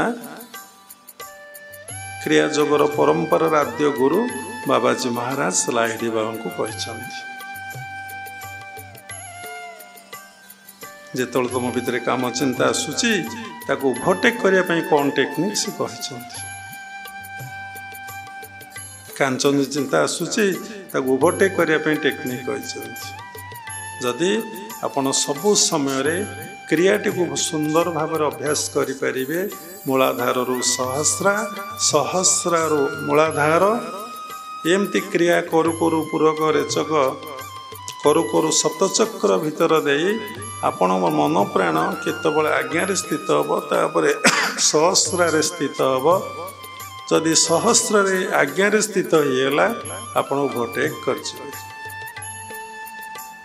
ଯଦି ସହସ୍ରରେ ସ୍ଥିତ ହେଲା ଆପଣ ସବୁକିଛି ଭୁଲିଯିବେ, ଦେହରେ ଥାଇ ଆପଣ ଦେହରେ ନାହାନ୍ତି। ଯେମିତି ପଞ୍ଚସଖା ଲେଖିଛନ୍ତି, ହଳ ବୁଲୁଥିବ ହଳିଆ ନଥିବ ଆପେ ହେଉଥିବ ଚାଷ। ଆପଣଙ୍କର ଦେହବୋଧ ଅବସ୍ଥା ନଥିବ କିନ୍ତୁ ସମସ୍ତ କର୍ମ ଚାଲିଥିବ। ଗାଡ଼ି ଥିବ, ଗାଡ଼ି ଚାଲୁଥିବ, ଡ୍ରାଇଭର ନଥିବ କିନ୍ତୁ ଗାଡ଼ି ଚାଲୁଥିବ। କଥାର ଅର୍ଥ କ'ଣ ନା ଦେହବୋଧ ଅବସ୍ଥା ନଥିବ, ସମସ୍ତ କାମ ଆପଣ ଆତ୍ମବୋଧରେ କରୁଥିବେ। ଏଥିପାଇଁ ସାଧନା ଦରକାର। ଏଥିପାଇଁ ଘୋରାଘୋରିର ଆବଶ୍ୟକ ନାହିଁ, ତୀର୍ଥ କରିବାର ଆବଶ୍ୟକ ନାହିଁ, କୌଣସି ଦେବାଦେବୀ ଉପାସନା କରିବାର ଆବଶ୍ୟକ ନାହିଁ। ଏଥିପାଇଁ ବସିକି କଠୋର ସାଧନା କରିବାର ଆବଶ୍ୟକତା ଅଛି। ତେଣୁ ପ୍ରଥମ କ୍ରିୟାଟିକୁ ଆମେ ଭଲ ଭାବରେ ଶିଖିପାରିଲେ ନାହିଁ, 12ଟା ଯାକ ଟେକ୍ନିକ୍ ଭଲ ଭାବରେ ଜାଣିପାରିଲେ ନାହିଁ, ଗୁରୁଙ୍କ ସାନ୍ନିଧ୍ୟରେ ବସିପାରିଲେ ନାହିଁ। ଆମେ ଆମର ଅନୁଭବକୁ କହିଲେ ଯେ ଏଇଟା ହଟଉ ଯୋଗ, ଏଇଟା ପ୍ରାକ୍ଟିସ୍ କଲେ ଦେହ ଟିକେ ଭଲ ରହିବ, ମନ ଟିକେ ଭଲ ରହିପାରେ। ସେଲ୍ଫ ରିଏଲାଇଜେସନ୍ ପାଇଁ ଯେ କ୍ରିୟା ଯୋଗ, ତପ ସ୍ୱାଧ୍ୟାୟ ଈଶ୍ୱର ପ୍ରଣିଧାନାନି କ୍ରିୟା ଯୋଗ, ପ୍ରକୃତରେ ଈଶ୍ୱର ପ୍ରଣିଧାନ ଅର୍ଥ ଭଗବାନ ନିକଟରେ ନିଜକୁ ପୂର୍ଣ୍ଣ ମାତ୍ରାରେ ସମର୍ପଣ କରିବାଟାକୁ କୁହାଯାଏ ଈଶ୍ୱର ପ୍ରଣିଧାନ। ବାବା ଆଜିକି 30 ବର୍ଷ ହେଲାଣି ଏ କଥା କହୁଛନ୍ତି। କାହାକୁ ଶୁଭୁଛି କାହାକୁ ଶୁଭୁନି। ନିଜ ଭିତରେ ଆତ୍ମାକୁ ଦେଖ, ସବୁରି ଭିତରେ ଆତ୍ମାକୁ ଦେଖ। ଏତିକି କଥା ଯେ ଜୀବନରେ ପ୍ରାକ୍ଟିସ୍ କରିବ। ମୋ ଭିତରେ ଆହୁରି ଯେ ଯେମିତି ମୋ ଭିତରେ ଗୁରୁ, ସବୁରି ଭିତରେ ମୋ ଗୁରୁ। ମୋ ଭିତରେ ଭଗବାନ, ସବୁରି ଭିତରେ ଭଗବାନ। ମୋ ଭିତରେ ଆତ୍ମା, ସବୁରି ଭିତରେ ଆତ୍ମା। କେମିତି ଅବସ୍ଥା ଆସିବ? ଏଇ ଅବସ୍ଥାକୁ ଆମେ ଗଲେ ଆମେ ଆନନ୍ଦର ଅଧିକାରୀ ହେବା। ତେଣୁ 2025 ମସିହାରେ ବ୍ୟକ୍ତି ଖୋଜୁଛି ଆନନ୍ଦ, କେଉଁଥିରେ ଆନନ୍ଦ ନାହିଁ। ଯଦି ଆତ୍ମବୋଧ ଅବସ୍ଥାକୁ ଯିବ ତାହେଲେ ସେ ଆନନ୍ଦର ଅଧିକାରୀ ହେବ। ତାପରେ ସାଧନା, ତାପରେ ସାଧନା। ବାବା ବାରମ୍ବାର ଉପସ୍ଥାପନା କରି କହିଛନ୍ତି, କ'ଣ କହିଛନ୍ତି ନା ଅଧ୍ୟୟନର ଅନ୍ତ ନାହିଁ। ଯେତେ ଯିଏ ପାଠ ପଢ଼ିଲା ତାର ପାଠପଢ଼ା କ'ଣ କେଉଁଠି ଗୋଟେ ସରିଯାଇଛି, ମୁଁ ସବୁ ପାଠ ପଢ଼ି ଦେଇଛି କହିଦେବ? ଗୋଟିଏ କଥା କହିପାରିବ ବୋଲା କିଏ ଆସୁ ତ, ମୁଁ ତ ମୂର୍ଖ। କହୁ ତ ଏ ଅଟାକୁ କିଏ ସୃଷ୍ଟି କରିଥିଲା? ଏଠି ଯେତେ ଶିକ୍ଷିତ ବସିଛ କହିପାରିବ ଅଟାକୁ କିଏ ସୃଷ୍ଟି କରିଥିଲା? ଡକ୍ଟର ଅଛ, ଇଞ୍ଜିନିୟର ଅଛ, ଲେକ୍ଚର ଅଛ, କହିପାରିବ? 12ଟା ମାତ୍ରା କାହିଁ ସୃଷ୍ଟି କଲା? 13ଟା ମାତ୍ରା କାହିଁ ସୃଷ୍ଟି ନ କଲାନି? 50ଟା ଅକ୍ଷର କାହିଁ କଲା? 52ଟା ଅକ୍ଷର କାହିଁ କଲାନି? କିଏ କହିଦେବ ଏଇଟା କାହିଁ ଇଂଲିଶରେ ଏମିତି ଲେଖା ହେଲା? କିଏ କହିବ ଏଇଟା କାହିଁ 1 ଲେଖା ହେଲା? କିଏ କହିବ ଏଇଟା 2 କାହିଁ ଲେଖା ହେଇଛି? ଯେତେ ପ୍ରମାଣ ଚାହିଁଲେ, ଯେଉଁ ସାର୍ ଆମକୁ ପାଠ ପଢ଼େଇଲେ, ଯେଉଁ ପିତାମାତା ଆମକୁ ପାଠ ପଢ଼େଇଲେ କହିପାରିବେ? କିଲୋଟା କେତେ? 100 ଗ୍ରାମ ନା 1000 ଗ୍ରାମ? 1000 ଗ୍ରାମ କାହିଁକି ହେଲା? 1001 ଗ୍ରାମ କାହିଁ ନହେଲା? କିଏ କହିଦେବ? କିଏ କହିଦେବ? କିଏ କହିପାରିବ? ଏ ସୃଷ୍ଟିରେ କେହି କିଛି ଜାଣିନାହାନ୍ତି। କହିଲେ ବହୁତ ଖରାପ, କିନ୍ତୁ ଏ କଳିଯୁଗଟା ବୋଲି ଆମେ ଏବେ ବୋଧ କଲୁ ଆମ ଜୀବନର ଚତୁର୍ଥ ଅବସ୍ଥାରେ। ଶାସ୍ତ୍ର ପଢ଼ିଥିଲୁ, ସମସ୍ତେ କହନ୍ତି କଳିଯୁଗ, ଆମେ କିଛି ଫିଲ୍ କରିପାରୁନି। ଆମେ ଦେଖିଲୁ ଯେଉଁଠି କାମିନୀ ଅଛି, କାଞ୍ଚନ ଅଛି, ମଦ ଅଛି, ମିଥ୍ୟା ଅଛି, ଜୁଆ ଅଛି, ସେଇଠି କଳିଯୁଗ ହିଁ ଅଛି। जी कामिनी रे नहीं, कांचन नहीं, मद्य नहीं, मिथ्यारे नहीं, जुआरे नहीं, तापाई कलिजुग नहीं। कि देखिलु बर्तमान सोसाइटी की देखिलु, अरे बाप देखु ये संसार रे निजर भूलटा को आडमिट करने कहीं प्रस्तुत नुहति। कौन तार भूल किए आडमिट कर कहीं आडमिट करेंगे नहीं।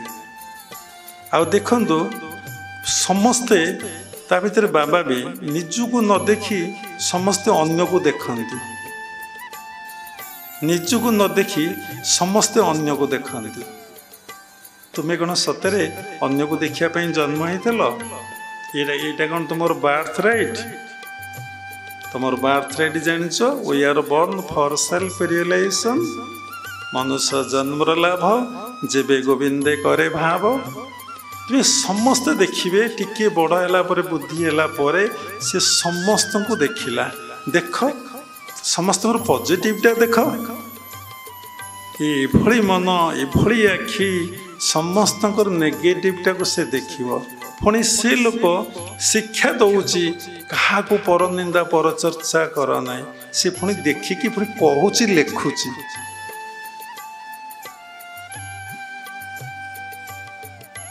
जार आत्मज्ञान हो से देखिए समस्त को समस्त कर्मफल भोग करने को पड़ो। मु किए पर निंदा पर चर्चा करी जदि मुझा कली जो ये जो कर्म है ये कर्मफल मत भोग करने को पड़ो ना पड़ो ना। तेणु ये कौन शिखिले ना कौ लोक सचेतन नुहति, समस्ते अचेतन अवस्था अच्छा।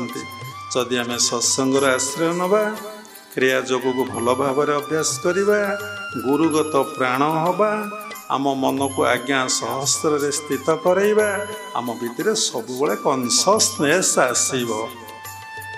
जिते कनससनेस आम भितर आसब आम से अनितरु नित को आसवा, देवबोधरु आत्मबोध अवस्था को आसवा, असतरु सत को आसवा, अंधकार आलोक को आसवा, अज्ञानतार ज्ञान को आम आसवा। एथिपाई कौन दरकार ना प्रत्यह से कथा बाबा बारंबार रिपीट करुचंदी, कारण से कथाटा निज मन आ हृदय बसा बांधिबा बसा बांधिब। से कथाटा उड़ी पलैब नहीं, बसा बांधिब। जदि बसा बांधिला ताहले आपणकर विश्राम हब, मनर विश्राम हब। कौन बसा बांधिब? से कथा हृदय रहिब। मो गुरुदेव मो बाबा कि साधु यही कथा कह प्रत्येक दिन मोर भाव आसु न आसु, भक्ति आसु न आसु, मु शास्त्र अध्ययन करी। प्रत्येक दिन मु सत्संगर आश्रय नेबी, प्रत्येक दिन मु साधु संग करी, प्रत्येक दिन साधना रे बसी। आ साधनाटा धीरे धीरे मु 24 घंटा करने चेष्टा करी। जेमिति गुरु बतेबे मो संस्कार अनुजाई मु साधना करी नहीं, कारण मोते पॉजिटिव और नेगेटिव अच्छी। केतबले नेगेटिव मते साधना बतेब, केतबले पॉजिटिव बतेब मु जानी परिबिनी, मु नरक को पळेबी, कारण मो संस्कार ठीक नुहे। गुरुदेव ही मते कहिबे एई साधना करिबो, सेई भली साधना कले तांको शक्तिटा तांको संस्कारटा मो भितरे कौन हबो ना क्रियाशील हबो। यदि मु मनमुखी मोर साधनाटा करी चलिबी, मो संस्कारटा मो भितरे क्रियाशील हबो। उठेब पकेब, उठेब पकई लास्ट को पचाड़ी दब। कारण तुम्हें तुम चिंताधारा चलीच, तुम्हें कौन गुरु चिंताधारा चलीच कि मो मन हम मु बुलबी, मो मन हम मु ध्यान करी, मो मन हम मु बसबी, मो मन हम मु खाइबी, मो मन हम मु जहाँ पाइबी ता करदेवी। जो माने गुरुगत प्राण न हंती, गुरु सानिध्य न रही, गुरुकुल आश्रम नहीं बुला बाबा जी हंती, से माने भगवत उपलब्धि दर्शन ये जन्म हम गोटे कथा से होता है। बाबा पूर्वर कहले क्या क्रिटिसाइज कमेंट करूना, गोटे गोटे स्टेप से आगे अनेक जन्म लगे भगवान से कथा गीतार कहते बहुना जन्म नामंते ज्ञानवान मां प्रपदंते वासुदेव सर्वमिति स महात्मा सुदुर्लभ। भगवत गीतार 9म अध्यायर 22 श्लोक को को साधक साधिका विश्वास करि माने साधु कहते भीतर कौन महत उद्देश्य न गलत उद्देश्य थाई पारे कौन से उद्देश्यमूलक कथा कहते आप सन्देह संशय मनुष्य भेरी डेंजर जो माने सरल सात्विक भावपूर्ण से माने कथा को विश्वास करती जो माने सरल नुहति राजसिक तामसिक से माने कथा को आदौ विश्वास करेंगे भगवान को कथा को तो विश्वास करेंगे नहीं आ गुरु को कथा को कौन विश्वास करेंगे जे अन्य कार आश्रय न नहीं मोर आश्रय निए तार समस्त दायित्व मु ही बहन करे। आपण आखि आगे देखिए गोटे साधु बसिकी भजन करुच्ची कौटिक जाऊना कि मागुना ताको सबकि मिलूँ जिते पाप नेत्र आपणकर देखला विश्वास कर नहीं कौन कौन जदि पचरा जीव आपण को आप कि प्रकार स्टेटमेंट जहाँ आपण भीतर संस्कार थब से प्रकार स्टेटमेंट को आप बांति कर पकेबे ठक कि बांति करदे आप रक्षा को समय देवे ना जहाँ भीतर जो संस्कार अच्छी कहबार उद्देश्य थब सब तू जहाँ करू ता मिल किंतु तू जे साधना करले ध्यान करले जप करले विश्वास निर्भर रखिले तोर जे समस्त दायित्व से नेबे से कथा से विश्वास करिबा नहीं।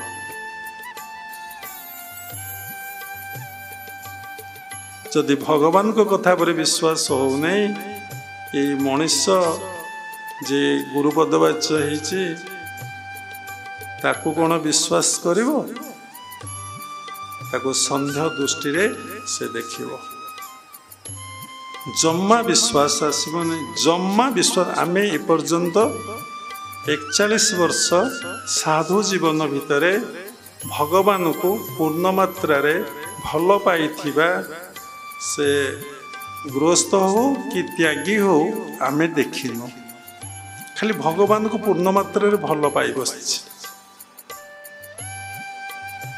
किछि नहीं 50 वर्ष संसार भल पाइला तापर छाड़ी दे केवल भगवान भल पाऊ से कथा भी नहीं कि 25-30 वर्ष संसार भल पाई संपूर्ण छाड़ी दे जे भगवान भल पाई बस से कथा भी जन्मर आम कहूनु आउ गोटे हायर स्टेज से हायर स्टेजटा हूँ मु भगवान को बंची मु मो पाई खाऊ नहीं मु मो पाई पिंधु नहीं मु मो पाई कथा कहू नहीं मु मो पाई कौन चेष्टा करिनी बैंक अकाउंट पासबुक भल मंद कि जमी कोठा बाड़ी घर द्वार मु किछि करि नहीं मु केवल मो प्रभुंक पाई मु बंची आमे को जन को देखिनी ये कथा आसब कौन समस्ते भगवान भल पाती पाती काली जड़े माँ दिल्ली मो पाक फोन करते गुरुजी कौन कई भल पाए भल पाती 10%, 5%, 2%, 3% ना कौन 20 बिल ना आज्ञा ठीक अच्छे आपण कथा आपण पाखक आग जा आपण भगवान भल पाई आपण सकाल कौन खाई ठाकुर को देते आग कही सारंतु आपण सुना पिंधि आप ठाकुर सुना पिंधि आपण जगह कि कोठा कर ठाकुर मंदिर कर आग प्रभु को मंदिर हो जाऊ आम बारंडार टे शोई पड़ा नाई गुरुजी कौन ए कहते 40% 1% जदि 1-2% लव हो भगवान को पछपटे कौन अच्छी ना विराट डिजायर मोर यहीटा पूरण करेंगे प्रभु मुझे लगी धूपकाटे कदलटे फुलटे कौन तो गोटे नड़ियाटे भांगी देती कौन माने 5 टंकार जिनिस दे आम प्रभु को 5 लाख टंकार डिमांड कर देख निजको देख क्या देख ना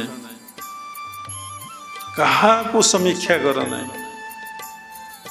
कारण तुम्हें क्या सहित आसीन क्या सहित जीवन डीपली भाव तुमे थरे मरीजीव तुमे किछि जानिन कुआडे जीव तुमर चिन्ह वर्ण अस्तित्व रही कौ प्रकार डेथ हम ता ठीक आ ठिकना ना मला पर तुम जे कौन करेंगे ता ठीक आ ठिकना ग्यारंटी सर्टनटी ना तो तुम्हें गर्व एते फुली उठुच ए बाबा कहले कहीं अटा सृष्टि कहीपर आज बाबा जिते दिन बंची तुमको देले से दिन टे कह गुरु को अटा केमी सृष्टि है किए लिखिला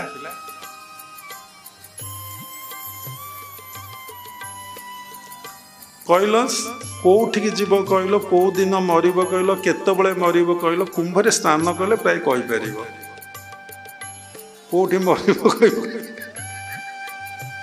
कौटी मर कहीपर कि मर कहीपर तापर तुम अवस्था कौन हम तुम जाच ये कथार सारांश हूँ सब बड़े भगवान शरणापन्न हो जो ड्यूटी मरी भागवत कर्म बोली भाव ताको आत्मबोधरे कर भगवान का नाम को जप आ ध्यान कर हृदय भगवान के प्रति भक्ति आ प्रीति भाव आसव एवं तुम्हें आनंदर अधिकारी हो ये संसार रे जहाँ देखुच ये से कौथे आनंद नहीं कौथे शांति नहीं क्षणिक सुख अच्छी अच्छी अच्छी अच्छी अच्छी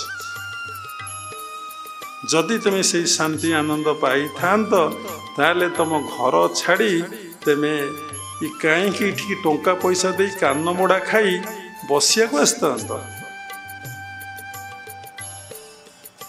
समस्ते शिक्षित समस्ते पाठ पढ़िच समस्त अर्थ रही ज्ञान भी रही किंतु आनंद नहीं मनरे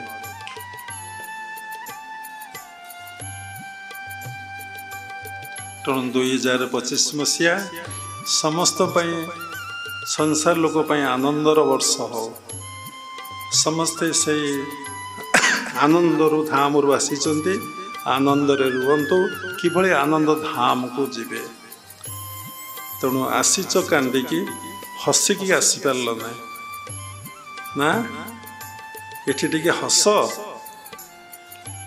भल कि टिके हस आउ चिंता कर प्रभु मु मला बेले हसिकी जीवी और कांदिकी जीवी नहीं किंतु कुंभरे स्नान कले तुम्हें कांदब नहीं हसब